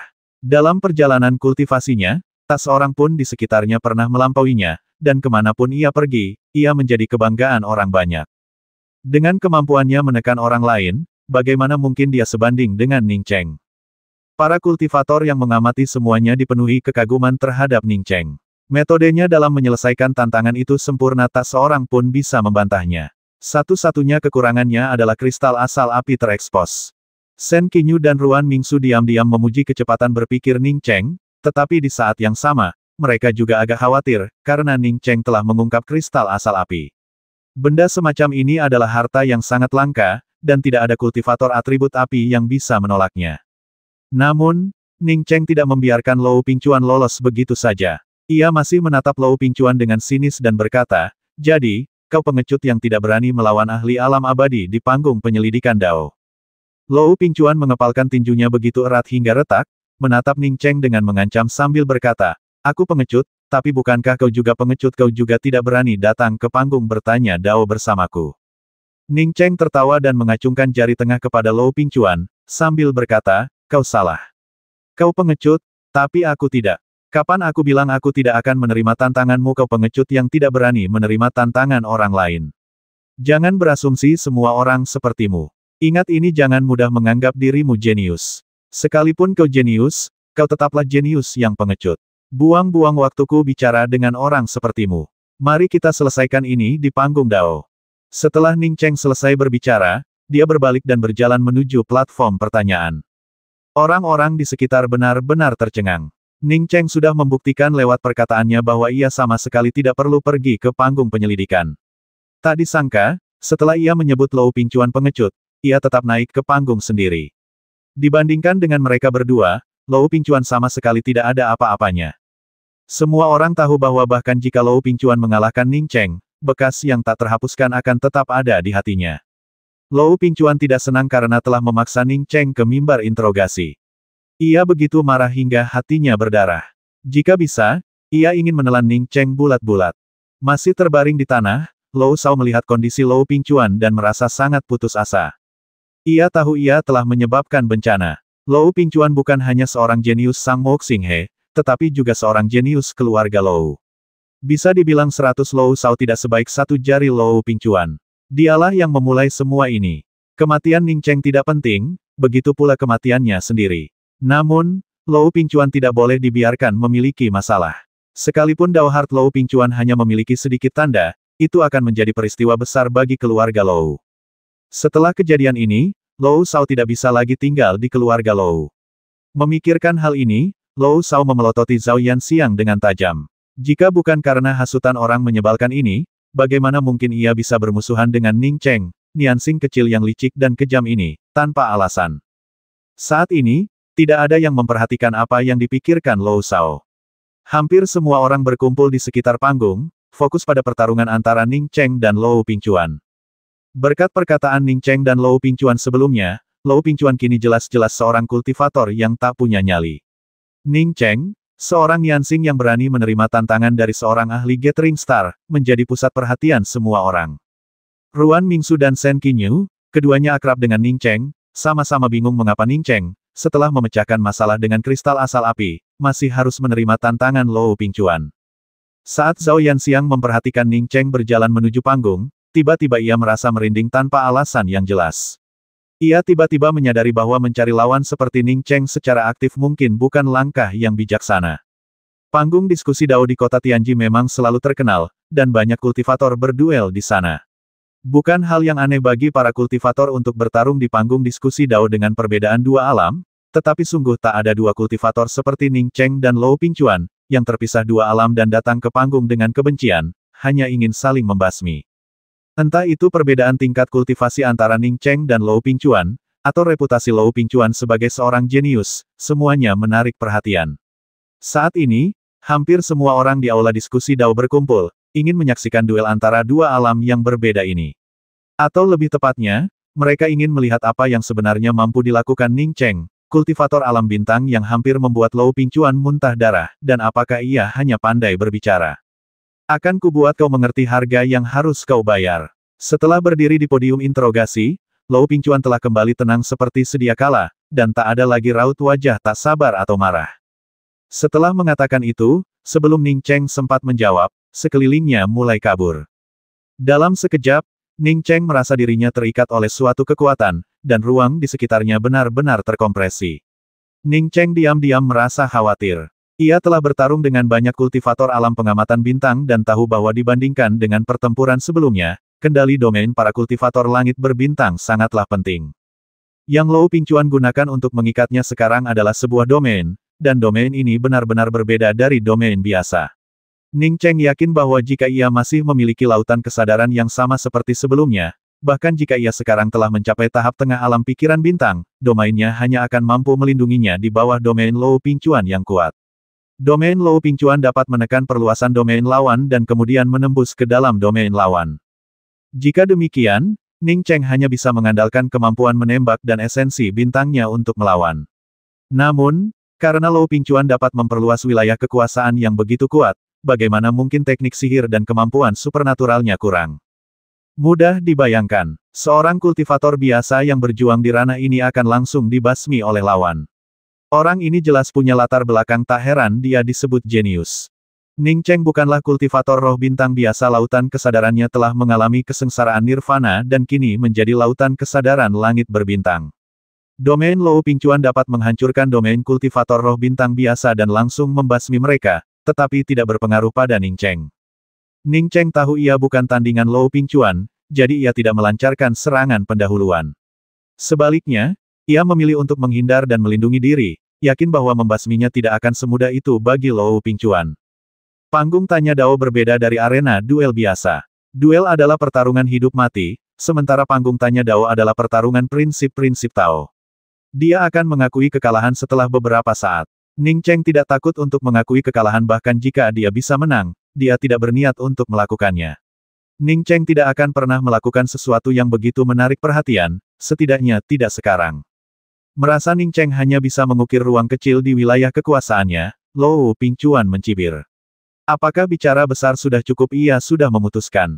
Ia bukan Lou Pingcuan jika ia tidak membuat Ning Cheng menderita nasib yang lebih buruk daripada kematian. Tepat ketika Lou Pingcuan mengira wilayahnya telah mencapai kesuksesan penuh, sepasang simbal perunggu dikeluarkan. Saat simbal berbunyi, gelombang suara yang meresahkan bergema. Ning Cheng adalah orang pertama yang merasakan kengerian itu. Setelah suara simbal memenuhi wilayahnya, ia merasa sangat tidak nyaman, dan kegelisahan yang tak tertahankan melandanya. Satu-satunya perasaannya adalah ia akan muntah, dan ia akan memuntahkan an-an dalamnya. Namun, ini bukan serangan terakhir. Seiring bunyi simbal semakin dalam dan sering, bila-bila cahaya tak terlihat menghantam Ning Cheng. Darah berceceran keluar, dan Ning Cheng merasakan esensi bintangnya berkurang dengan cepat, seolah-olah akan hilang kapan saja. Tidak, ini sama sekali tidak bisa dibiarkan. Sejak awal, ia bukan tandingan Lou Pingcuan, dan jika ia membiarkan lawan terus menyerang seperti ini, ia pasti akan mati. Mereka yang menonton dari bawah panggung melihat bahwa begitu keduanya berbenturan, Ning Cheng terikat oleh domain Lou Pingcuan, dan Ning Cheng terluka oleh serangan pertama Lou Pingcuan. Terlebih lagi, Ning Cheng bahkan belum menggunakan senjata sihir apapun. Serangkaian desahan terdengar. Meskipun kultivator roh bintang ini punya nyali, perbedaan kultivasi antara dirinya dan lawannya terlalu besar. Sudah pasti dalam beberapa tarikan napas lagi, kultivator roh bintang ini akan binasa di tangan Lou Pingcuan. Lou Pingcuan menatap Ning Cheng dengan tatapan mengejek dan berkata, "Aku bahkan belum mulai, dan kau sudah tamat. Apa yang akan kau lakukan ketika aku melancarkan seranganku yang lebih kuat? Apa kau akan berlutut di tanah memohon ampun? Jangan khawatir, aku akan menyiksamu dengan benar." Ning Cheng, yang hendak melepaskan senjata biasa, tiba-tiba berpikir. Ia yakin domainnya tidak lebih buruk dari Lou Pingcuan, ia hanya belum melepaskan kekuatan penuhnya dan saat ini sedang dalam kondisi perlawanan. Karena wilayah kekuasaannya tidak lebih buruk dari wilayah kekuasaan lawan, mustahil bagi lawan untuk membasminya seketika. Memikirkan hal ini, Ning Cheng berkata dengan nada meremehkan yang sama, "Semua orang tahu kau pengecut. Tunjukkan padaku apa yang kau punya. Kakekmu sedang menunggu." Setelah berbicara, Ning Cheng tidak hanya menahan diri untuk tidak menggunakan harta sihirnya untuk melawan, tetapi malah mengaktifkan teknik pemurnian tubuhnya. Teknik pemurnian tubuhnya juga tak berbentuk, memungkinkannya untuk beroperasi dengan bebas bahkan selama pertempuran. Ia yakin bahwa seseorang seperti Lou Pingcuan, yang membanggakan dirinya sebagai seorang jenius, akan membasminya secara terbuka dan jujur, dan tidak akan pernah menggunakan taktik licik apapun. Selain itu, bahkan jika Lou Pingcuan mencoba serangan diam-diam, Ning Cheng memiliki domainnya yang kuat sebagai cadangan, yang memungkinkannya untuk menghindarinya tepat waktu. Para kultivator yang menonton dari bawah tak kuasa menahan diri untuk tidak mengagumi keberanian Ning Cheng. Bahkan setelah dipukuli seperti itu, ia masih mengejek Lou Pingcuan. Urat-urat dahi Lou Pingcuan menggembung, dan bila-bila sonik tak kasat mata yang dilepaskan oleh simbalnya semakin banyak dan padat. Setiap bila ini dipenuhi energi bintang yang sangat besar, membombardir Ning Cheng tanpa henti. Ning Cheng dengan panik mengedarkan teknik pemurnian tubuhnya, terus-menerus menggunakan serangan ini untuk menempa tubuh fisiknya. Saat ini, ia berharap serangan Lou Pingcuan akan lebih ganas dan dahsyat. Puff, puff, puff. Darah berceceran di mana-mana saat daging Ning Cheng hancur berkeping-keping, membuatnya berlumuran darah. Saat ini, Ning Cheng berlumuran darah, dan suara tulangnya yang diremukkan oleh Lou Pingcuan bahkan terdengar dari bawah panggung. Namun, Ning Cheng tetap fokus pada Lou Pingcuan dengan tenang, memegang pedang panjang setingkat senjata sejati, berusaha sia-sia untuk membela diri. Lou Pingcuan sangat gembira dan mengintensifkan serangannya. Ia merasa menyiksa Ning Cheng akan membantunya mendapatkan kembali harga dirinya dan membuatnya merasa lebih baik. Namun, ia segera merasakan ada yang tidak beres. Ning Cheng semakin terluka, dan auranya semakin kuat, dengan fluktuasi energi bintang yang aneh. Apa yang terjadi jika itu bukan hal yang paling aneh, maka hal yang paling aneh adalah domainnya belum sepenuhnya mengalahkan domain lawan. Ada yang tidak beres, pasti ada masalah. Lou Pingcuan punya firasat buruk. Krak. Krak. Untuk pertama kalinya, Ning Cheng merasakan manfaat menggunakan domainnya untuk menahan serangan dahsyat itu sambil dengan panik mengedarkan teknik pemurnian tubuhnya. Perasaan krisis ini merangsang batas fisiknya, dan tingkat kultivasi pemurnian tubuhnya meningkat pesat, segera mencapai titik kritis tubuh dewa tingkat ke-7. Darah berceceran, tulang-tulang patah, dan beberapa kultivator di bawah panggung sudah berpihak pada Ning Cheng, bahkan harus mengagumi keberaniannya.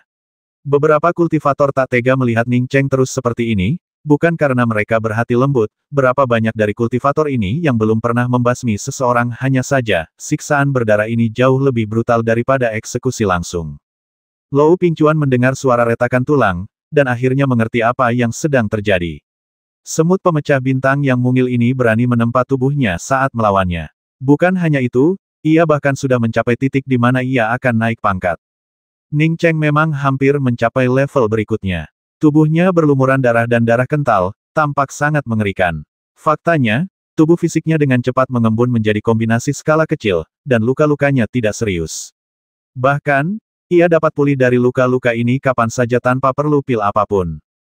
Kau sedang mencari mati. Lou Pingchuan tak lagi peduli untuk menyiksa Ning Cheng secara perlahan. Simbal di tangannya berubah menjadi bayangan kemasan samar dan terbang cepat. Saat simbal itu menembus wilayah Ning Cheng merasakannya. Ia terkejut ketika menyadari bahwa ia sama sekali tak berdaya melawan. Bahkan dengan tombak nirvana, ia tak mampu menahannya. Kecuali ia melepaskan kota guntur biru tanpa batas, tetapi itu adalah sesuatu yang harus ia lakukan cepat atau lambat, dan sekarang sudah terlambat. Saat itu, Ning Cheng merasa panik. Ia menyadari bahwa ia terlalu sombong. Lou Pingchuan sebelumnya hanya berniat menyiksanya, jadi ia tidak membasminya. Sekarang pihak lain ingin membasminya, jika ia terus berlatih fisik seperti ini, ia akan mencari kematian. Puff! Sebelum Ning Cheng sempat berbalik, simbal itu menembus pinggangnya, menyemburkan darah. Saat Ning Cheng terhempas oleh simbal itu, ia juga memuntahkan seteguk darah. Meridiannya terputus seketika, menyebabkan luka serius, tetapi di saat yang sama, mereka kembali menyatu. Saat berikutnya, Ning Cheng merasakan tulang-tulangnya mulai tersusun kembali, dan tubuh fisiknya maju ke tingkat ke-8 tubuh dewa. Bibir Lou Pingchuan melengkung membentuk niat membasmi yang mematikan, menyebabkan ruang di sekitarnya bergetar. Ia berniat menghancurkan wilayah kekuasaan Ning Cheng dan menghabisi Ning Cheng dalam satu gerakan. Ning Cheng menghela napas lega, tepat saat ia hendak melepaskan tombak nirvana dalam pertarungan sengit, ia mendengar suara dingin dan tegas berkata, "Cukup." Lou Pingchuan, seorang kultivator pengumpul bintang sepertimu dan seorang kultivator pikiran bintang sudah cukup bertarung. Tidak perlu melanjutkan pertarungan. Tak seorang pun berbicara saat ini, hampir semua orang bersimpati kepada Ning Cheng. Bahkan Zhao Yanxiang, yang telah menyebabkan insiden ini, harus mengagumi keberanian Ning Cheng yang bertahan hingga saat ini. Bukan hanya ia bertahan, tetapi luka Ning Cheng semakin parah, dan niat membasminya semakin kuat. Dari semua orang di arena, hanya Lou Pingchuan dan Ning Cheng yang mengerti apa yang sedang terjadi. Ning Cheng juga tidak ingin melanjutkan pertarungan. Ia baru saja mencapai tubuh dewa tingkat 8, dan ditambah dengan apa yang ia dengar di alun-alun Dao Inquiry hari ini, ia sudah mendapatkan banyak hal. Ia telah mencapai semua tujuannya dalam pertarungan melawan Lou Pingchuan ini, jadi untuk apa melanjutkan pertarungan? Lou Pingchuan, yang tahu bahwa Ning Cheng sedang memanfaatkannya untuk memurnikan tubuhnya, semakin bersemangat untuk membasmi Ning Cheng. Namun, setelah mendengar suara yang meminta untuk berhenti, ia terpaksa berhenti. Kultivator wanita ini bernama Tang Yu, dan ia sangat mengenal identitasnya. Ia juga salah satu jenius Manlun Starry Sky, tetapi reputasinya jauh melampaui reputasinya sendiri. Jika Lou Pingchuan berada di peringkat ke-10 di antara 10 jenius teratas Manlun Starry Sky, maka Tang Yu akan berada di antara 3 teratas. Tapi bukan itu poin utamanya. Poin utamanya adalah bahwa kultivator wanita ini memiliki ayah yang kuat, Tang Yitang, seorang ahli alam abadi dari Manlun Starry Sky. Nama Tang Yitang mungkin terdengar agak canggung, tetapi di langit berbintang Manlun, namanya bersinar terang, bahkan Kaisar Manlun pun harus memberinya sedikit muka. Apalagi Lou Pingchuan hanyalah seorang kultivator jenius di Sungai Bintang Sangmo, bahkan jika ia adalah Raja Sungai Bintang Sangmo, ia tidak akan berani menentang atau menentang Tang Yu di sini. Terlebih lagi, kata-kata Tang Yu disetujui oleh banyak orang. Lou Pingchuan sangat frustrasi. Tidak ada yang tahu Ning Cheng memanfaatkannya untuk menyempurnakan tubuhnya. Yang mereka lihat hanyalah seorang kultivator pengumpulan bintang yang babak belur dan memar akibat serangannya. Bagi seorang ahli pengumpulan bintang seperti dirinya, mengalahkan seorang kultivator pengumpulan bintang hingga mencapai kondisi seperti itu bukanlah hal yang bisa dibanggakan. Tapi bisakah dia mengatakan hal seperti itu jika dia melakukannya? Dia akan menamparkan wajahnya sendiri. Kalau saja orang lain tahu bahwa seorang ahli pengumpulan bintang sedang bertarung dengan seorang kultivator pikiran bintang, dan bahwa kultivator pikiran bintang bahkan dapat menggunakannya untuk memurnikan tubuhnya, maka dia hanyalah seorang jenius. Ning Cheng dengan santai mengambil sepotong pakaian dan menutupi tubuhnya. Saat ia melangkah turun dari panggung, setiap langkah meninggalkan jejak darah. Ruan Mingsu bergegas untuk membantu Ning Cheng menurutnya, lukanya parah. Terlebih lagi, ia samar-samar merasa bahwa masalah ini ada hubungannya dengan dirinya. Meskipun Ning Cheng tahu situasinya lebih baik daripada sebelum ia naik ke panggung penyelidikan, ia tetap tidak menolak kebaikan Ruan Mingsu. Ini menunjukkan bahwa ia memang jauh dari sebanding dengan Lou Pingchuan, dan perbedaannya tidak kecil. Ini jelas semua orang telah melihatnya, dan ia dipukuli tanpa kemampuan untuk melawan di panggung penyelidikan. Lou Pingchuan memperhatikan sosok Ning Cheng yang semakin menjauh, raut wajahnya kembali tenang. Ia tidak akan lagi menganggap Ning Cheng sebagai kultivator roh bintang yang sombong dan bodoh. Kultivator ini tidak hanya jauh lebih kuat daripada kultivator roh bintang biasa, tetapi juga sangat licik. Ia sama sekali tidak bisa membiarkan orang ini tumbuh lebih kuat, atau itu akan menjadi mimpi buruknya. Dia bahkan agak berterima kasih kepada Tang Yu karena telah menyuruhnya berhenti. Jika dia benar-benar membasmi Ning Cheng di panggung penyelidikan, dia pasti bisa melampiaskan amarahnya. Namun, reputasinya hanya akan tercoreng. Akan buruk jika tersiar kabar bahwa dia, seorang kultivator pengumpul bintang, telah menantang seorang kultivator pikiran bintang, meninggalkannya berlumuran darah, dan baru berhasil membasminya di menit terakhir, itu bukanlah suatu kehormatan. Orang lain mungkin tidak tahu kelicikan Ning Cheng, jadi dia hanya bisa menggertakkan gigi dan menelan pil pahit ini. Dia akan punya banyak kesempatan untuk membasmi Ning Cheng toh dia akan pergi ke Time Wastelen. Begitu sampai di sana, dia menolak untuk percaya bahwa dia tidak bisa membasmi seorang kultivator kultivasi bintang. Ning Cheng menghampiri kultivator perempuan yang telah menghentikannya tadi, mengepalkan tangannya, dan berkata, "Terima kasih telah membelaku, kakak senior. Kalau tidak, aku pasti sudah mati." Kultivator wanita itu hanya mengucapkan satu kalimat, dan Lou Pingchuan langsung berhenti. Ning Cheng tahu bahwa pihak lain pasti memiliki latar belakang yang kuat. "Apakah kamu Ning Cheng? Halo. Namaku Tang Yu, dan aku juga akan pergi ke Time Wastelen." Tang Yu tersenyum tipis, tidak banyak bicara tentang kata-kata bijaknya sebelumnya. Ning Cheng dengan cepat menjawab, "Ya, nama saya Ning Cheng." Penampilan Tang Yu cukup biasa saja, dengan dua lesung pipit kecil saat tersenyum, memberikan kesan manis dan lembut. Namun, Ning Cheng dapat dengan jelas merasakan bahwa kekuatan Tang Yu tidak kalah dari Lou Pingchuan, bahkan mungkin jauh lebih kuat. Lou Pingchuan sudah cukup kuat, masih ada yang lebih kuat lagi. Dan ini hanya di dalam langit berbintang Manlun. Jelas bahwa jumlah individu kuat di langit berbintang sungguh tak terhitung jumlahnya. "Kamu lumayan. Ngomong-ngomong, aku juga punya akar spiritual berbasis api. Kalau kamu mau jual kristal elemen apimu, aku bisa beli lagi." Senyum Tang Yu masih tersungging di wajahnya saat berbicara. Ning Cheng tiba-tiba menyadari mengapa ada begitu banyak orang baik hari ini. Ternyata Tang Yu juga mengincar kristal asal api miliknya. Namun, Tang Yu menyebutkan kristal asal api di depan begitu banyak orang mungkin sebenarnya membantunya. Ning Cheng punya banyak kristal asal api. Bahkan setelah menggunakan satu untuk membeli topeng dan memberikan satu lagi kepada Si Yulan, ia masih punya lebih dari 10. Awalnya ia tidak berencana menjual kristal asal api ini. Lagi pula, ia juga punya akar spiritual atribut api, yang mungkin berguna di masa depan. Tang Yu memintanya untuk membeli kristal asal api.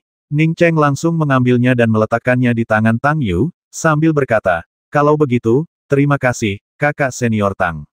Aku baru saja akan mencari tempat untuk menjual kristal asal api ini, dan sekarang setelah kau mendapatkan bantuanku, itu adalah hal terbaik."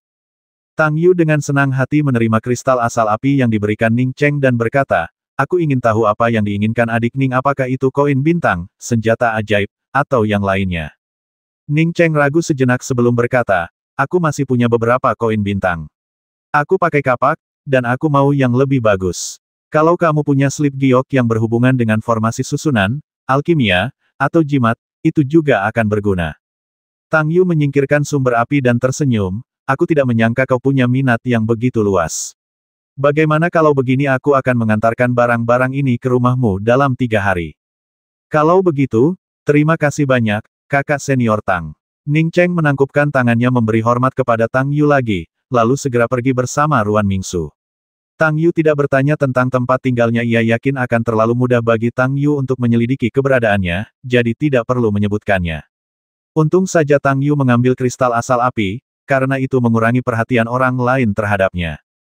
"Kakak senior Ning, Kamu baik-baik saja. Setelah mereka berjalan cukup jauh bersama, Ruan Mingsu akhirnya menemukan kesempatan untuk bertanya pada Ning Cheng. Ning Cheng tersenyum dan berkata kepada Ruan Mingsu, terima kasih atas perhatianmu, Suster Junior Mingsu. Aku baik-baik saja sekarang. Diskusi ini baru saja dimulai, jadi silakan lanjutkan saja sesukamu. Jangan khawatirkan aku. Dan bagaimana denganmu? Ruan Mingsu menatap Ning Cheng dengan khawatir. Aku akan kembali ke aula peristirahatan untuk menyembuhkan lukaku. Saat tanah terlantar waktu terbuka, ingatlah untuk memanggilku, adik junior. Setelah mengatakan itu, Ning Cheng mempercepat langkahnya dan segera meninggalkan arena diskusi Dao. Saat Ruan Mingsu menyaksikan Ning Cheng menghilang, rasa gelisah menyelimuti hatinya. Awalnya ia mengira Ning Cheng terluka parah, tetapi saat ia menangkapnya, ia merasa lukanya tidak terlalu parah. Terlebih lagi, ia tidak menyangka Ning Cheng bahkan memiliki kristal asal api. Sepertinya ia terlalu sedikit tahu tentang Ning Cheng. Ia bahkan tidak berhasil mencari tahu bagaimana Ning Cheng bisa sampai di sini. Dari awal hingga dia meninggalkan Ning Cheng, Shen Qinyu tidak mengatakan sepatah kata pun. Kembali di kediamannya, Ning Cheng membersihkan dirinya dan kemudian melanjutkan mengatur temuannya. Setelah maju ke tubuh dewa tingkat ke-8, cedera yang tampaknya serius itu tidak ada apa-apanya dibandingkan dengan tubuh dewa tingkat 8. Dalam pertarungannya dengan Lou Pingchuan, Ning Cheng nyaris tak membalas, hanya menahan serangan. Namun, ia tetap mendapatkan banyak manfaat. Domain Lou Pingchuan yang kuat memperdalam pemahamannya tentang berbagai domain. Ia percaya bahwa dengan pengasingan dan penyempurnaan lebih lanjut, domainnya sendiri akan semakin sempurna. Hal ini semakin meyakinkan Ning Cheng bahwa bertarung melawan lawan yang lebih kuat akan memungkinkannya tumbuh lebih cepat. Keterbatasan waktu membuat Ning Cheng tidak bisa bermeditasi dalam kesendirian. Ia tidak tahu kapan Tang Yu akan mengirimkan barang-barang itu kepadanya, juga tidak tahu kapan Time Wastelen akan dibuka. Tang Yu tidak membuat Ning Cheng menunggu lebih lama lagi. Keesokan harinya, ia tiba di penginapan tempat Ning Cheng menginap. Salam, kakak senior Tang. Ning Cheng masih sangat sopan kepada Tang Yu, karena bagaimanapun juga, Tang Yu telah membantunya. Tang Yu memasuki kamar Ning Cheng, melihat sekeliling, lalu berkata sambil tersenyum, pantas saja adik Ning menginginkan slip giok Dao Arai. Ternyata adik Ning adalah Master Arai bintang tingkat 1. Dia telah memperhatikan bahwa ada jejak formasi yang dibuat oleh Ning Cheng di ruangan ini, semuanya adalah formasi bintang tingkat pertama. Ning Cheng merasa sedikit merinding, ini benar-benar jenius. Dari kata-kata Tang Yu, ia tahu bahwa Tang Yu tidak hanya luar biasa kuat, tetapi juga lebih hebat dalam seni formasi. Ia mencapai ini dengan bantuan Xuan Huang Wuxiang, sesuatu yang mungkin tidak dimiliki Tang Yu. Sebelum saya mulai mempelajari formasi bintang, saya mengikuti guru saya dan mempelajari beberapa teknik formasi untuk sementara waktu, tetapi pemahaman saya tentang formasi masih sangat mendasar, kata Ning Cheng dengan rendah hati. Tang Yu terkekeh, adik Ning, itu bukan sekadar merendah. Meskipun kau Master Arai bintang level 1, kau belum cukup mahir untuk mengatakan kau baru menguasai formasi Arai. Umumnya, hanya Master Arai Raja yang bisa menguasai Arai Sungai bintang level 4 yang memenuhi syarat untuk mengatakan mereka baru menguasai formasi Arai. Jelas bahwa adik Ning masih baru di langit berbintang dan belum tahu banyak aturannya. Ning Cheng tersipu. Ia pikir ia sedang merendahkan diri, tetapi di telinga orang lain, ia tidak merendahkan diri, melainkan sombong. Kamu tidak perlu malu. Kamu belum menjalani pelatihan sistematis, jadi sungguh luar biasa kamu bisa mencapai level ini. Aku juga seorang Star Arai Master, saat ini di level 3. Kita bisa berlatih tanding lagi nanti. Melihat Ning Cheng yang malu, Tang Yu berhenti bercanda. Setelah berbicara, ia mengeluarkan 2 keping giok dan menyerahkannya kepada Ning Cheng. Ini adalah dasar-dasar Daopil langit berbintang dan Dao susunan langit berbintang. Dasar-dasar Daopil memang fundamental. Namun, Dao susunan belum tentu fundamental. Ayah saya adalah Master susunan Kaisar tingkat 7, jadi beliau lebih tahu tentang Dao susunan. Tang Yu lalu mengeluarkan kapak seukuran telapak tangan dan meletakkannya di tangan Ning Cheng, sambil berkata, kapak ini disebut kapak Ibel Rui. Ini adalah artefak Dao tingkat menengah peninggalan ayahku. Sekarang kuberikan padamu. Saat kapak itu mendarat di tangannya, ia merasakan beban yang sangat berat. Ditambah dengan pernyataan Tang Yu bahwa kapak itu adalah artefak Dao tingkat menengah, Ning Cheng tahu kristal asal api miliknya tidak akan semahal itu. Ia segera menolak, berkata, kakak senior Tang, ini terlalu berharga. Kristal asal api milikku tidak semahal itu. Tang Yu tersenyum dan berkata, Ning Cheng, artefak Dao tingkat menengah mungkin sangat berharga bagimu, tapi itu bukan apa-apa bagiku. Lagi pula, benda paling berharga yang kuberikan padamu bukanlah artefak Dao tingkat menengah ini, melainkan slip giok arai itu. Kau akan tahu nanti. Aku langsung menginginkan kristal asal apimu, pertama karena aku sangat membutuhkannya, dan kedua karena aku ingin membantumu. Meskipun tingkat kultivasimu rendah, aku mengagumi karaktermu. Kalau kau tidak keberatan, kita bisa berteman mulai sekarang. Keterus-terangan Tang Yu menyenangkan Ning Cheng. Ia pun tak lagi berbasa-basi, mengambil semua yang dibawa Tang Yu, dan berkata, Tang Yu, mulai sekarang kita berteman. Ketika Tang Yu mendengar bahwa Ning Cheng tidak lagi memanggilnya kakak senior, dia terkikik dan berkata, baiklah, sampai kita bertemu lagi. Setelah berkata demikian, dia berbalik dan pergi, menghilang dari penginapan dalam sekejap, dengan tindakan yang sangat tegas. Ning Cheng menunggu beberapa saat sebelum menerapkan batasan. Tang Yu benar-benar lugas. Dia tidak memberitahu Ning Cheng tentang pembentukan tim di wilayah terpencil, juga tidak meninggalkan manik komunikasi. Namun, Ning Cheng merasa bahwa Tang Yu, yang baru ditemuinya 2 kali, lebih dapat diandalkan daripada Ruan Mingsu ini murni intuisi. Dengan suara dentuman yang teredam, semua batasan spasial di sekitar Ning Cheng lenyap begitu saja. Ning Cheng memandang sekeliling dengan gembira, melihat sekeliling yang telah lenyap domainnya akhirnya mencapai kemajuan yang signifikan. Terinspirasi oleh Lou Pingchuan dan Su Qiaoye, ia juga menggabungkan api sungai bintang ke dalam domainnya. Api sungai bintang itu tersembunyi di dalam domain, tak terlihat dan tanpa jejak. Selama lawannya tidak dapat mendeteksinya, ia dapat menggunakan domainnya untuk melancarkan serangan. Sebenarnya, ini bukan serangan dari domain, lebih seperti menggunakan domain untuk menggabungkan galaksi ke dalam serangan. Pada akhirnya, api galaksi tetaplah yang menyerang.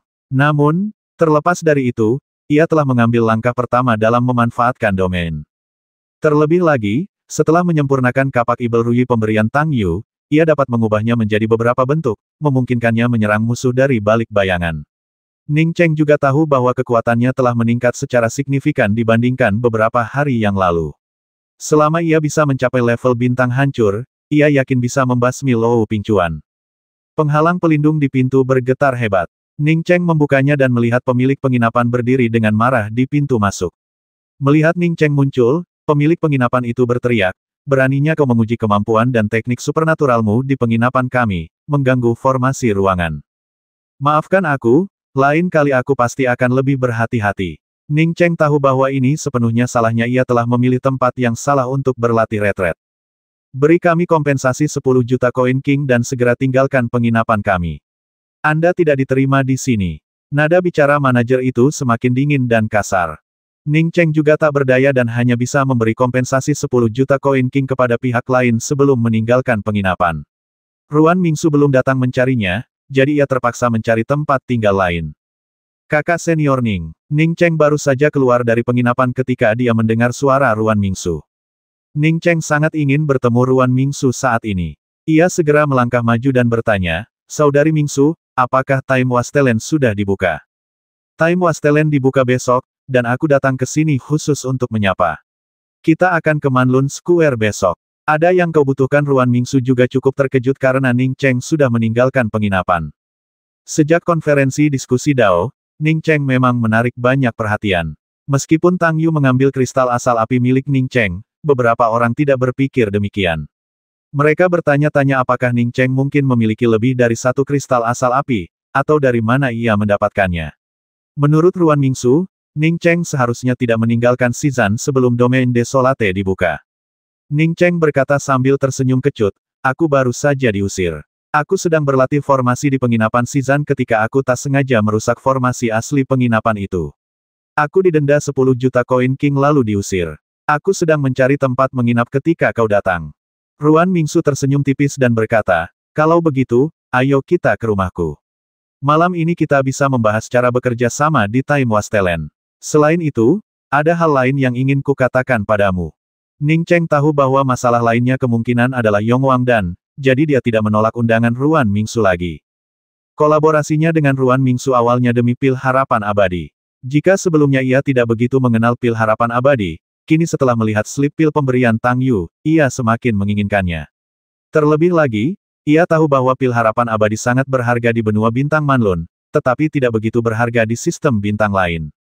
Di alam semesta yang luas, beberapa sistem bintang mengandung pil harapan abadi yang sama biasa dengan kristal bintang. Untuk memasuki alam semesta yang luas dan sistem bintang lainnya, seseorang harus berusaha meningkatkan tingkat kultivasinya. Dengan kultivasi yang lebih tinggi, seseorang dapat terus berkultivasi di tempat-tempat dengan sumber daya yang lebih kaya. Di alam semesta yang luas ini, ada sebuah kebenaran yang kuat selalu menang. Meskipun kebenaran ini tidak 100% benar, namun 99% benar. Kamar Ruan Mingsu konon hanya memiliki satu tempat tidur, tetapi kenyataannya, Ning Cheng dan Ruan Mingsu, yang berada pada tingkat kultivasi menatap bintang, dapat duduk dan berdiskusi tentang Dao selama sebulan tanpa perlu tidur. Sudahkah kau melihat slip giok itu dengan peta yang kuberikan padamu setelah memasang penghalang pelindung di kamarnya? Pertanyaan pertama Ruan Mingsu adalah tentang slip giok Ning Cheng. Ning Cheng mengangguk. Aku sudah melihatnya dan aku tahu lokasi umumnya. Manik-manik komunikasi di Time Wastelen memiliki jangkauan yang sangat pendek, dan bahkan mungkin tidak berguna. Slip giok peta yang kuberikan padamu mungkin tidak sebagus yang terbaik, tetapi jauh lebih baik daripada slip giok peta yang dijual di kota Tianji. Ada moonstream di slip giok peta. Tempat ini sebenarnya adalah sungai yang telah mengering. Jika kita tidak dapat menghubungi, kita akan bertemu di moonstream. Ruan Mingsu selesai berbicara dan menatap Ning Cheng. Ning Cheng memang pernah melihat UXI, dan karena Ruan Mingsu sudah mengatakannya, tentu saja ia tidak keberatan. Baiklah, kalau begitu kita bertemu di UXI. Ruan Mingsu tersenyum tipis, ungkapan sampai jumpa di sana atau tidak sangat bagus, saya cukup menyukainya. Ning Cheng sedang memikirkan peta yang dibelinya di lelang kota Haibo, yang kabarnya juga berasal dari Time Wastelen. Menurut kultivator saat itu, peta yang dibelinya mudah ditemukan di seluruh benua bintang Manlun, dan bisa dibeli seharga 100 koin king, tetapi ia telah menghabiskan 110 juta koin bintang. Justru karena perbedaan inilah ia bahkan belum melihat petanya. Sekarang, mengingat apa yang dikatakan Ruan Mingsu tentang banyaknya peta seperti itu, haruskah ia membeli peta biasa dan membandingkannya dengan yang ia dapatkan di pelelangan? Melihat Ning Cheng tetap diam, Ruan Mingsu melanjutkan, baru-baru ini, seseorang sedang mencari kultivator dari Sungai Bintang Lilan untuk diajak bicara. Dia juga datang kepadaku, konon untuk mencari peta. Jika orang ini datang kepadamu, berpura-puralah tidak tahu apa-apa, yang secara tidak sengaja akan mengungkapkan bahwa kamu mengenal Tang Yu. Ning Cheng tidak tahu apa-apa tentang Tang Yu, dan karena Ruan Mingsu telah menyebut nama itu lagi, ia segera bertanya, Saudari Mingsu, siapa sebenarnya Tang Yu ini? Apakah dia memiliki latar belakang yang kuat? Ruan Mingsu menatap Ning Cheng dengan heran dan berkata, kau tidak kenal Tang Yu. Ayahnya adalah Tang Yitang, seorang ahli alam abadi dari langit berbintang Manlun. Bahkan Kaisar Manlun memperlakukan Tang Yitang dengan sangat sopan. Di langit berbintang Manlun, tidak ada yang berani berbuat jahat padanya. Kalau tidak, Lou Pingchuan mungkin tidak akan berhenti. Lou Pingchuan juga orang yang sangat kuat. Dia berasal dari keluarga Lou di Sungai Bintang Sangmo, dan keluarga Lou juga sangat kuat di Sungai Bintang Sangmo. Ngomong-ngomong, bagaimana kau bisa masuk ke aula diskusi Dao dan Majian adalah orang yang cerdik, mengapa dia membelamu? Seorang teman yang baru kutemui menerimaku, dia orang yang sangat baik. Majian mungkin orang yang dia undang untuk berbicara mewakiliku, kata Ning Cheng dengan ambigu. Sebenarnya, Ruan Mingsu pernah bertemu Sen Qinyu sekali, tetapi Ning Cheng yakin Ruan Mingsu pasti tidak akan mengingatnya. Sebelum Ruan Mingsu sempat bertanya lebih lanjut, Ning Cheng mengganti topik, adik Mingsu, bisakah kau ceritakan tentang Time Wastelen? Pengetahuanku tentang Time Wastelen hampir tidak ada. Ruan Mingsu bersenandung setuju. Kakak senior Ning, bahkan jika kau tidak memberitahuku, aku pasti akan memberitahunya. Aku juga tidak tahu banyak, tapi ku dengar Time Wastelen terbentuk dengan menggabungkan sebagian kecil dunia berbasis aturan dari kehampaan pesawat dengan Starry Sky Wastelen. Fragmen ini juga merupakan fragmen dari aturan waktu. Seorang makhluk kuat menggabungkan fragmen aturan waktu ini dengan Starry Sky Wastelen untuk membentuk Time Wastelen. Ini milik seseorang, tanya Ning Cheng dengan heran. Ruan Mingsu menggelengkan kepala dan berkata, dulu memang begitu, tapi sekarang tidak lagi. Kudengar sosok perkasa itu membangun banyak dunia aturan waktu di tanah terlantar waktu miliknya dan mengumpulkan banyak harta karun di dalamnya. Namun, sebelum ia bisa sepenuhnya membentuk dunia aturan waktunya, ia tewas dalam pertempuran dengan orang lain. Ning Cheng tetap diam. Ia pernah menyaksikan kejadewa tokoh-tokoh kuat sebelumnya. Di kota Wuji Qinglei, siapa di antara tokoh-tokoh kuat yang bertarung itu yang bukan tokoh paling tangguh di seluruh alam semesta? Namun, bukankah mereka semua berubah menjadi segenggam debu di langit berbintang bahkan tokoh kuat seperti Chang Wei membutuhkannya untuk menyelamatkannya. Tatapan Ning Cheng tertuju pada wajah Ruan Mingsu, tetapi pikirannya melayang ke tempat lain. Seorang ahli yang telah jatuh tidak bisa dianggap ahli sejati, hanya para kultivator yang abadi dan kuat di alam semesta ini yang bisa benar-benar menjadi ahli. Jika tidak, mereka semua hanyalah awan yang berlalu begitu saja. Ada apa? Kakak senior Ning Ruan Mingsu memperhatikan ketidakhadiran Ning Cheng dan segera bertanya. Oh, tidak apa-apa, katakan saja. Ning Cheng tersadar dari lamunannya. Ruan Mingsu tahu bahwa Ning Cheng pasti punya rahasia, jadi dia tidak bertanya lagi. Dia melanjutkan, nantinya, Time Wastelen tetap berada di Manlun Starry Sky, tetapi Time Wastelen tidak bisa dimasuki kapanpun. Hanya akan dibuka pada waktu-waktu tertentu. Selama bertahun-tahun yang tak terhitung jumlahnya, banyak sekali kultivator telah memasuki Wastelen of Time, dan banyak lainnya telah tewas di sana. Di Wastelen of Time, hal yang paling menakutkan adalah waktu itu sendiri. Terkadang, kau terjerumus ke dalam pusaran waktu, dan saat kau keluar, umurmu mungkin sudah mendekati akhir. Bahkan Kaisar Manlun tidak bisa masuk, Ning Cheng bertanya. Ruan Mingsu berkata dengan yakin, ya, bahkan Kaisar Manlun pun tidak bisa masuk jika syaratnya tidak terpenuhi. Kudengar waktu pembukaan tanah terlantar waktu adalah 10 tahun. Begitu masuk, tidak ada cara untuk keluar dalam waktu 10 tahun. Setelah 10 tahun, tanah terlantar waktu akan secara otomatis memindahkan para kultivator ke dalam dan keluar. 10 tahun, tanya Ning Cheng kaget. 10 tahun untuk memasuki dunia rahasia terlalu lama. Benar, 10 tahun. Di Time Wastelen, hal yang paling berharga bukanlah pil harapan abadi, melainkan batu waktu. Batu waktu adalah benda yang secara otomatis ada di Time Wastelen. Batu-batu ini sangat berharga dan mengandung jejak hukum waktu. Batu waktu tersedia dalam berbagai ukuran, dari sekecil debu hingga sebesar buah lengkeng. Kudengar kali ini, pelatihan Time Wastelen di Manlun Starry Sky didasarkan pada jumlah batu waktu yang dipanen. Ning Cheng menyela Ruan Mingsu, adik Mingsu, menurutmu, batu waktu itu sangat berharga. Kalaupun ada yang mendapatkannya, bagaimana mungkin mereka bisa memberikannya? Ruan Mingsu menatap Ning Cheng cukup lama sebelum berkata-kata demi kata, kakak senior Ning, jika kau benar-benar mendapatkan batu waktu di tanah terlantar waktu, maka kau harus mengeluarkannya, kalau tidak, kau akan menghadapi kematian. Ruan Mingsu tidak menjelaskan secara detail, tetapi Ning Cheng mengerti maksudnya. Meskipun ia tidak menyerahkan batu waktu, batu itu tetap bisa ditemukan.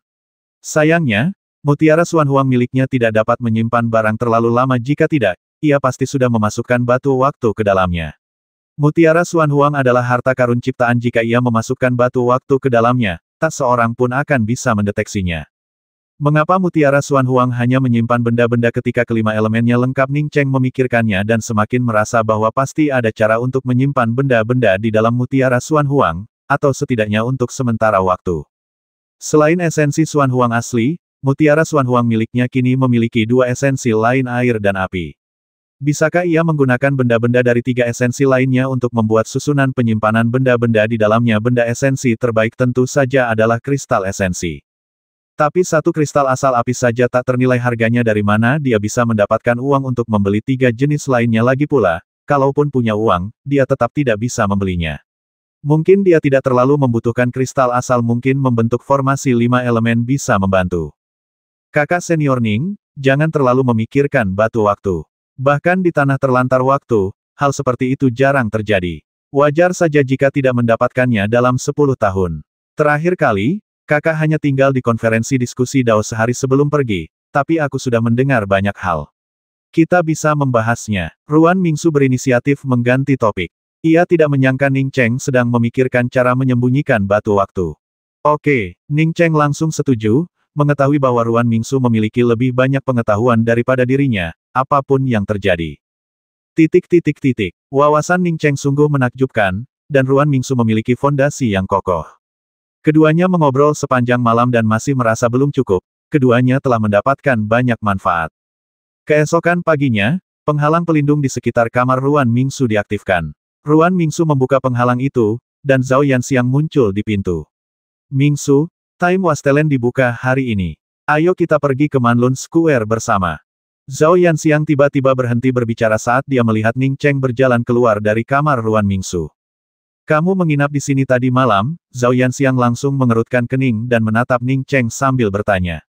Ruan Mingsu adalah wanita yang ia kagumi, wanita yang ia anggap sebagai calon pasangan Taoisnya, seseorang yang ia rencanakan untuk menjelajahi alam semesta bersamanya. Kini, seorang pria lain berjalan keluar dari kamar wanita yang ia kagumi, dan terlepas dari apakah mereka telah melakukan sesuatu, situasi ini membuatnya sulit untuk tetap tenang. Ning Cheng mengabaikan Zhao Yanxiang. Terlepas dari apakah Zhao Yanxiang yang menyakitinya terakhir kali, cepat atau lambat ia akan menemukan orang ini dan mengungkapnya. Ruan Mingsu tampaknya memiliki hubungan dengan Zhao Yanxiang ini, jadi ia tidak perlu membuang kata-kata sekarang. Lagi pula, tujuan Ruan Mingsu mendekatinya juga tidak jelas. Ruan Mingsu berkata dengan tenang, "Ya, saudara senior Yanxiang. Saya berbicara dengan saudara senior Ning semalaman kemarin, dan saya mendapat banyak manfaat." Emosi Zhao Yanxiang yang awalnya berfluktuasi tiba-tiba mereda, dan dia tersenyum tipis. "Kalau begitu, ayo kita pergi ke alun-alun bersama." Sebagai alun-alun terpenting di benua bintang Manlun, alun-alun Manlun lebih dari sekadar luas. Alun-alun ini memiliki berbagai susunan teleportasi bintang dan beragam fasilitas di sekitarnya untuk melayani para kultivator. Ning Cheng dan kedua rekannya tiba lebih awal, tetapi lebih banyak kultivator telah tiba di sana lebih awal. Saat mereka tiba, lapangan Manlun sudah penuh sesak dengan para kultivator. Meskipun banyak tokoh kuat yang hadir, tidak ada keributan atau kebisingan. Para kultivator yang datang ke sini sangat menyadari bahwa tempat ini sangat penting bagi Kaisar Manlun. Membuat masalah di sini berarti kematian. Ruan Mingsu tidak menonjolkan diri, berdiri bersama Ning Cheng dan Zhao Yanxiang di tempat yang tidak terlalu mencolok di alun-alun. Kompetisi seleksi jenius pengamatan bintang di langit berbintang Manlun ini merupakan acara besar yang dipimpin langsung oleh Kaisar Manlun. Kaisar Manlun belum tiba, dan beberapa kultivator berkumpul, membahasnya dengan tenang sama sekali tidak ada yang bersuara keras. Ruan Mingsu dan Zhao Yanxiang tampak sedang berdebat tentang sesuatu, tetapi Ning Cheng, yang tidak mau berpartisipasi dalam percakapan, mengambil inisiatif untuk berjalan ke sisi lain. "Teman, kalau tidak salah ingat, kamu juga dari Sungai Bintang Lilan, namamu seharusnya Ning Cheng." Kan Ning Cheng baru saja berhenti ketika sebuah suara lembut terdengar di telinganya. Ning Cheng berbalik dan melihat seorang kultivator pengumpulan bintang. Ia kurus, dan 3 roda bintang di punggungnya sangat mencolok. Ia jelas merupakan sosok yang kuat di antara para kultivator pengumpulan bintang. "Benar," jawab Ning Cheng singkat. Kultivator pengumpul bintang bertepuk tangan dan berkata, "Perkenalkan, nama saya Fu Sougeng. Kami berdua dari Sungai Bintang Lilan. Sejujurnya, sungguh menakjubkan kau bisa lolos dari kawanan tikus. Selamat, saya sedang berada di kapal perang itu saat itu. Jika saya tidak memiliki jimat pelarian langit berbintang, saya pasti sudah lama mati diterjang begitu banyak tikus pemakan langit berbintang." Ning Cheng tersenyum tipis, "Kalau begitu, selamat untukmu. Ngomong-ngomong, di kota Suanyu, ada lelang yang menjual peta Time Wastelen. Kamu tahu tentang lelang itu?" Fu Sougeng sangat cerewet dan cepat menemukan topik untuk dibicarakan. Ning Cheng langsung waspada. Ia teringat apa yang pernah dikatakan Ruan Mingsu sebelumnya, seseorang sedang mencari para kultivator peserta dari Sungai Bintang Lilan, katanya mereka sedang mencari peta. Mungkinkah orang ini, apakah ia sedang mencari peta yang ia dapatkan di pelelangan? Ning Cheng menjawab tanpa ragu, "Aku benar-benar tidak tahu. Kudengar peta Time Wastelen sering dijual di pelelangan di kota Suanyu, tapi aku tidak tahu yang mana yang kau maksud." Fu Sougeng menjelaskan, "Saya tahu dulu, peta sering dilelang. Awalnya, beberapa peta terjual seharga puluhan juta koin king. Tapi kemudian semua orang tahu itu palsu, jadi hanya sedikit yang membelinya. Saya tidak sedang membicarakan peta-peta itu. Saya sedang membicarakan lelang di mana satu peta benar-benar terjual seharga 110 juta. Tahukah Anda lelang itu?" "Saya tidak tahu," jawab Ning Cheng tanpa ragu. "Kau benar-benar tidak tahu." 4 kata ini mengandung niat membasmi yang tajam, dan jelas bukan berasal dari Fu Sougeng, melainkan dari belakang Ning Cheng. Ning Cheng berbalik dengan tenang. Seorang kultivator dengan 5 roda bintang di punggungnya sedang menatapnya. Kultivator ini memancarkan niat membasmi yang sangat tajam, yang mengunci seluruh tubuh Ning Cheng. 4 kata yang baru saja ia tanyakan berasal dari kultivator ini. Dari roda bintang di punggungnya, Ning Cheng tahu bahwa orang ini setidaknya seorang kultivator alam abadi. Rasa dingin menjalar di mata Ning Cheng, dan ia tiba-tiba berteriak, sebagai seorang kultivator yang berpartisipasi dalam kompetisi seleksi jenius pengamatan bintang langit berbintang Manlun, mengapa aku, yang sudah berdiri di alun-alun Manlun yang suci, masih ingin membasmiku mengunciku dengan niat membasmi yang begitu kuat. Kultivator itu, yang dipenuhi niat membasmi, jelas tidak menyangka Ning Cheng berani berteriak sekeras itu di alun-alun Manlun, apalagi mengaku ada yang ingin membasminya. Kepanikan langsung terpancar di mata kultivator itu. Jika dia tahu Ning Cheng akan bertindak seperti ini, dia tidak akan berani melakukannya, bahkan jika Ning Cheng menamparnya 100 kali. Kamu, sang kultivator begitu marah hingga dia tidak dapat mengucapkan sepatah kata pun. Ning Cheng menatap dingin ke arah kultivator itu dan berkata, seekor semut di alam abadi berani mengancamku di sini. Seorang kultivator dari alam bintang menyebut pihak lain sebagai semut biasa di alam keabadian, dan kultivator alam keabadian itu tidak berani membantahnya. Siapa yang berani bergerak di sini sebelum kultivator alam abadi itu bisa berbicara lagi? Seorang kultivator berjubah abu-abu telah berdiri di depan Ning Cheng. Senior, ini dia. Tadi, dia menunjukkan niat membasmi yang kuat di belakangku, mengunciku dengan niat membasminya, dan bahkan mengancamku. Ning Cheng menunjuk ke arah kultivator alam abadi yang baru saja menguncinya dengan niat membasmi dan menangkupkan tangannya untuk memberi hormat kepada pendatang baru itu. Kultivator berjubah abu-abu ini telah mencapai alam surgawi. Bahkan tanpa Ning Cheng berkata apa-apa, ia bisa merasakan aura membasmi yang masih tersisa di sana. Ia mengangkat tangannya dan menamparkan kultivator alam abadi itu hingga berkeping-keping sebelum kultivator berjubah abu-abu itu sempat mengucapkan sepatah kata pun. Siapapun yang berani bergerak atau menunjukkan niat membasmi di alun-alun Manlun akan mati.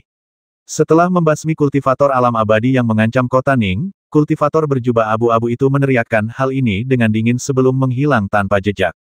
Fu Shougeng menatap Ning Cheng dengan tajam.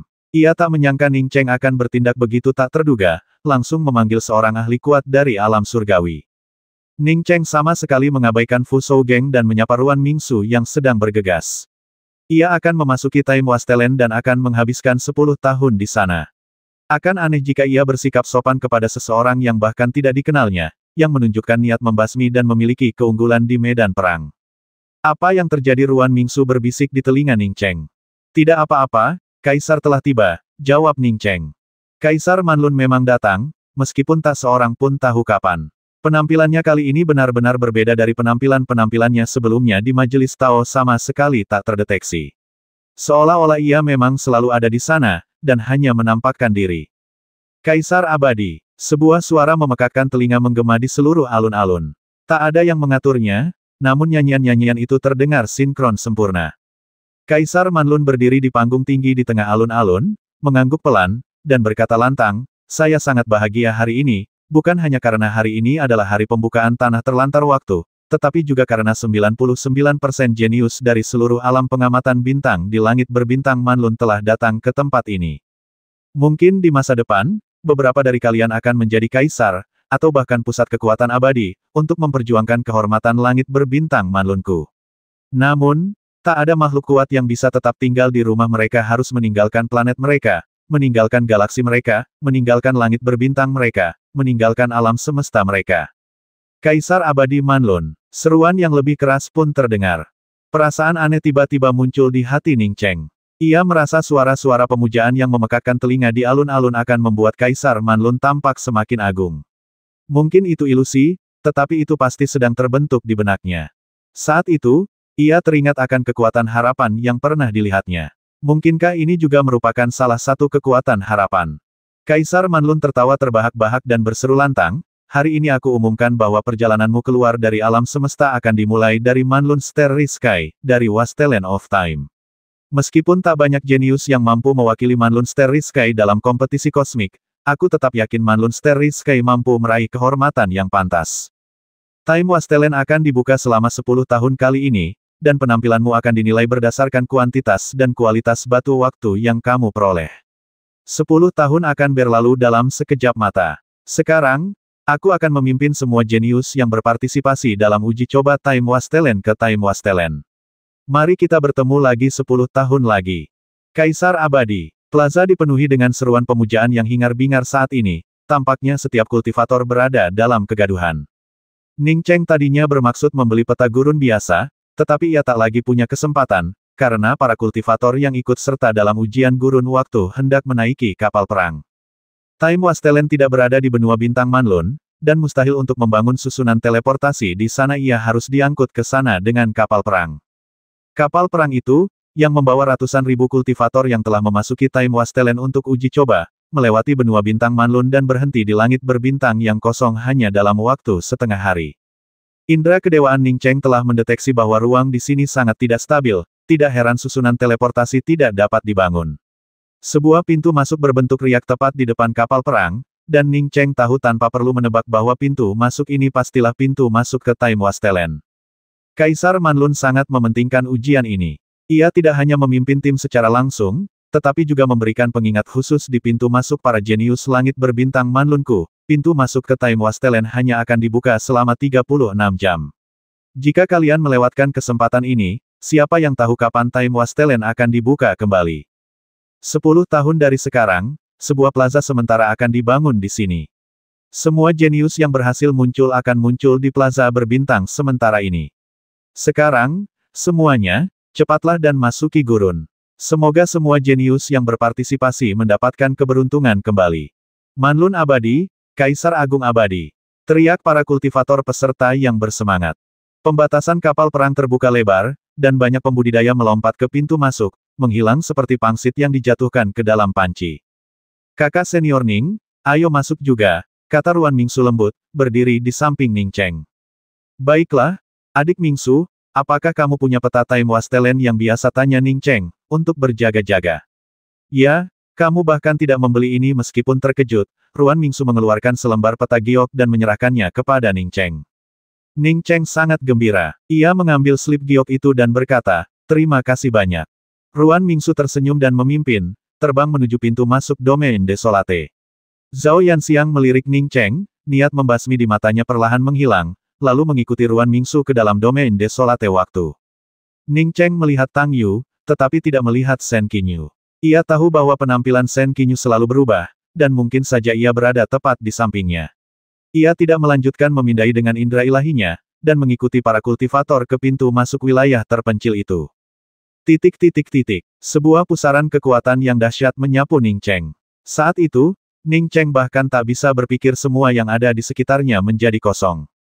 Entah berapa lama waktu telah berlalu, kakinya tiba-tiba terasa kokoh. Bahkan dengan kultivasinya yang kuat di tahap tengah alam bintang, ia tak kuasa menahan diri untuk tidak tersandung. Aura yang sangat kuno terpancar darinya, dan Ning Cheng merasa seolah-olah berdiri di pusaran kehidupan yang perlahan menghilang. Hidupnya seakan lenyap, dan yang ia rasakan hanyalah kepanikan dan ketakutan. Ning Cheng menenangkan diri dan menenangkan pikirannya. Mungkin siapapun yang bisa merasakan hidupnya melayang, pernah mengalami kondisi ini. Lingkungan di sekitarnya sunyi. Tak ada cahaya, tak ada air. Tak ada kehidupan, tak ada tanaman obat. Hanya ada warna yang tak terlukiskan, tampak samar namun membawa rona yang aneh. Inilah warna waktu, sebuah pikiran yang entah kenapa muncul di benak Ning Cheng.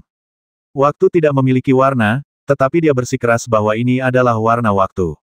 Mengambil napas dalam-dalam, Ning Cheng segera menjauh. Ratusan ribu orang telah memasuki Time Wastelen, namun ia belum melihat satupun. Ini menunjukkan bahwa Time Wastelen jelas tidak kecil terlebih lagi, bahkan dengan laut kesadaran langit berbintangnya, indera ilahinya hanya dapat memindai area dengan radius sekitar 100 mil. Sehari kemudian, Ning Cheng berhenti di semak duri yang layu. Setidaknya ada sedikit warna di sini, dan cahayanya jauh lebih terang. Ada juga banyak tanaman, meskipun semuanya mati. Ning Cheng menemukan tempat terpencil di hutan berduri dan mengeluarkan 3 peta. 2 peta diberikan kepadanya oleh Ruan Mingsu. 1 adalah peta keluarga Ruan, dan 1 lagi adalah peta yang bisa dibeli di mana saja di benua bintang Manlun. Peta ketiga dibeli oleh Ning Cheng sendiri di sebuah lelang seharga 110 juta koin King, sebuah pembelian yang agak bodoh. Ning Cheng membandingkan kedua peta Ruan Mingsu dan mendapati keduanya sangat berbeda. Meskipun keduanya merupakan peta slip giok, peta keluarga Ruan tidak hanya menandai lebih banyak tempat, tetapi wilayahnya juga lebih dari 2 kali lipat luasnya. Setelah mengamati peta yang dibelinya di pelelangan lebih dekat, jelaslah bahwa itu bukanlah peta slip giok, melainkan peta gulungan kulit yang terbuat dari bahan yang tidak diketahui. Tanda-tanda pada peta gulungan kulit itu mirip dengan peta slip giok biasa, dan gambarnya bahkan agak lebih kasar. Itu benar-benar sesuatu yang ada di mana-mana. Ning Cheng menggelengkan kepalanya. Ia tidak akan marah hanya karena 100 juta koin King. Dari sekian banyak orang di pelelangan, ia satu-satunya yang tertipu. Mereka hanya memanfaatkan ketidaktahuannya. Tepat ketika Ning Cheng hendak menyimpan gulungan peta itu, sebuah titik terang tiba-tiba muncul di sana. Ning Cheng yakin titik terang ini tidak ada saat pertama kali ia mengambilnya, sehingga ia mengurungkan niatnya untuk menyimpan peta itu. Ning Cheng segera menemukan bahwa titik terang itu sebenarnya adalah indikator arah, yang menunjuk ke arah tertentu. Apakah ini benar-benar peta yang berbeda? Ning Cheng sangat gembira. Ia menduga peta di tangannya kemungkinan besar adalah peta yang dicari Fu Shougeng. Ning Cheng tahu kultivasinya agak kurang, dan ia awalnya berencana mencari tempat untuk berlatih retret sementara waktu untuk melihat apakah ia bisa meningkatkan kultivasinya sebelum mencari Ruan Mingsu. Setelah menemukan peta petunjuk arah ini, Ning Cheng segera membatalkan rencananya untuk berlatih retret. Terlepas dari siapa yang meninggalkan peta atau tempat mana yang ditunjuknya, ia harus pergi dan melihatnya. Ning Cheng tidak tahu seberapa besar Time Wastelen ini, tetapi dia mengikuti cahaya penuntun selama beberapa hari tanpa bertemu satu orang pun. Daerah sekelilingnya tandus, tak heran disebut tanah terlantar. Setelah beberapa hari berkelana melintasi Time Wastelen, Ning Cheng menjadi jauh lebih terbiasa dengan rasa takut kehilangan nyawa yang dirasakannya saat pertama kali masuk. Pada hari ke-12, Ning Cheng berhenti di samping sebuah sumur kering. Keberadaan sumur di tanah terlantar waktu saja sudah aneh, karena sumur hanya ditemukan di dunia fana. Yang lebih aneh lagi, sumur ini sangat dangkal. Bahkan tanpa menggunakan indera ilahi, dasar sumur dapat dilihat dengan bantuan cahaya redup di sekitarnya selain beberapa batu berserakan dan tanah gembur, tidak ada apapun di dalamnya. Ning Cheng membuka gulungan itu dan membandingkannya. Benar saja, titik yang ditunjukkan oleh cahaya pada gulungan itu adalah dasar sumur. Ia dengan hati-hati mencari di dasar sumur dengan indera ilahinya, tetapi tidak menemukan apapun. Ning Cheng tidak percaya ada orang yang begitu bosan sampai-sampai membuat peta seperti itu untuk mengerjai seseorang. Memikirkan hal ini, Ning Cheng langsung menyimpan petanya dan melompat ke dalam sumur. Setelah jatuh ke dalam sumur, Ning Cheng tahu ada yang tidak beres. Entah menggunakan indera spiritualnya atau penglihatannya, kedalaman sumur itu jelas tidak lebih dari 3 meter. Namun, setelah ia melompat, sumur itu terasa seperti lubang tanpa dasar, membuatnya tenggelam semakin dalam, dan dengan kecepatan yang semakin cepat. Ning Cheng ketakutan. Jika ini terus berlanjut, bukankah dia akan dilempar sampai mati? Namun, sekeras apapun Ning Cheng berusaha mengedarkan energi bintangnya, sia-sia kecepatan turunnya justru meningkat. Ning Cheng, yang ketakutan, dengan panik mengepakkan sayap awan langitnya. Ning Cheng lega karena meskipun kepakan sayap awan langitnya tidak menghentikan turunnya, namun kecepatannya melambat. Tepat ketika Ning Cheng hendak mempercepat dan mengepakkan sayap awan langitnya, kakinya mengeluarkan suara retakan yang tajam. Saat itu, ia mendarat di dasar sumur. Ning Cheng menarik napas. Untungnya, ia memiliki sayap awan surgawi dan merupakan pemurni tubuh ilahi. Jika tidak, ia pasti sudah menjadi kultivator langit berbintang yang terbasmi karena jatuh. Mengabaikan kakinya yang terpotong, Ning Cheng segera mengamati area tersebut dengan indera ilahinya. Di sekelilingnya terdapat berbagai macam kerangka akibat aliran udara yang diciptakan olehnya saat turun. Kerangka-kerangka ini, yang sebelumnya tampak tidak terluka, langsung berubah menjadi abu. Melihat ke atas lagi, lubang sumur itu tidak terlihat. Bahkan indera kedewaannya pun tidak dapat menentukan lokasinya. Ning Cheng tersentak. Tempat macam apa ini? Energi bintang yang pekat di sekelilingnya membuat Ning Cheng sedikit lega, setidaknya tempat ini aman untuk berkultivasi. Selama ia bisa berkultivasi, dengan sayap awan langitnya, ia akhirnya akan bisa memanjat. Aku tak pernah menyangka akan terperosok ke dalam sumur kering yang begitu mengerikan begitu aku memasuki Wastelen of Time. Bagi Ning Cheng, patah kedua kakinya bukanlah cedera yang sangat serius. Dengan Star Essence-nya yang beredar, luka-lukanya sembuh total hanya dalam waktu setengah batang dupa. Ning Cheng berdiri dan mengamati dasar sumur. Sumur itu tidak besar, hanya berdiameter sekitar 3 sang. Tulang-tulang para kultivator yang gugur berserakan di mana-mana, hanya beberapa langkah saja, mereka akan berubah menjadi abu. Sedangkan untuk cincin, Ning Cheng tidak melihat satupun. Setelah berkeliling sebentar, Ning Cheng menemukan sebuah pintu arai tersembunyi di sudut ruangan. Pintu arai itu tidak rumit, dan Ning Cheng dengan mudah membukanya lalu masuk ke dalam. Pintu itu berupa rumah batu kecil dengan futon di tengahnya, tanpa ada yang lain.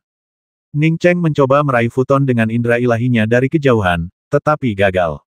Futon macam apa ini? Tanya Ning Cheng, berjalan mendekati futon dengan ekspresi bingung. Ia membungkuk dan meraihnya lagi. Gelombang energi cahaya bintang yang sangat pekat langsung memenuhi seluruh tubuhnya, dan kenyamanan yang menggembirakan itu membuat perasaan hidup yang melayang lenyap sepenuhnya. Hebat, seru Ning Cheng kegirangan. Sudah lama ia tidak merasakan hal seperti ini sejak tingkat kultivasinya mencapai bintang pikiran. Jika ia berlatih di futon seperti ini, kultivasinya pasti akan meningkat pesat. Kemajuan kultivasi Ning Cheng yang lambat membuatnya sangat menyadari betapa sulitnya bertahan hidup. Sekarang tempat yang begitu baik untuk berkultivasi telah muncul, bagaimana mungkin ia melewatkannya setelah memeriksa futon dengan indera ilahinya dan tidak menemukan masalah. Ning Cheng mulai berkultivasi di atas futon tanpa ragu sedikit pun, mempraktikkan teknik Xuan Huang Wuxiang. Energi cahaya bintang yang luar biasa padat hampir terwujud, melonjak keluar dari futon dan sepenuhnya menyelimuti Ning Cheng pada saat itu. 540.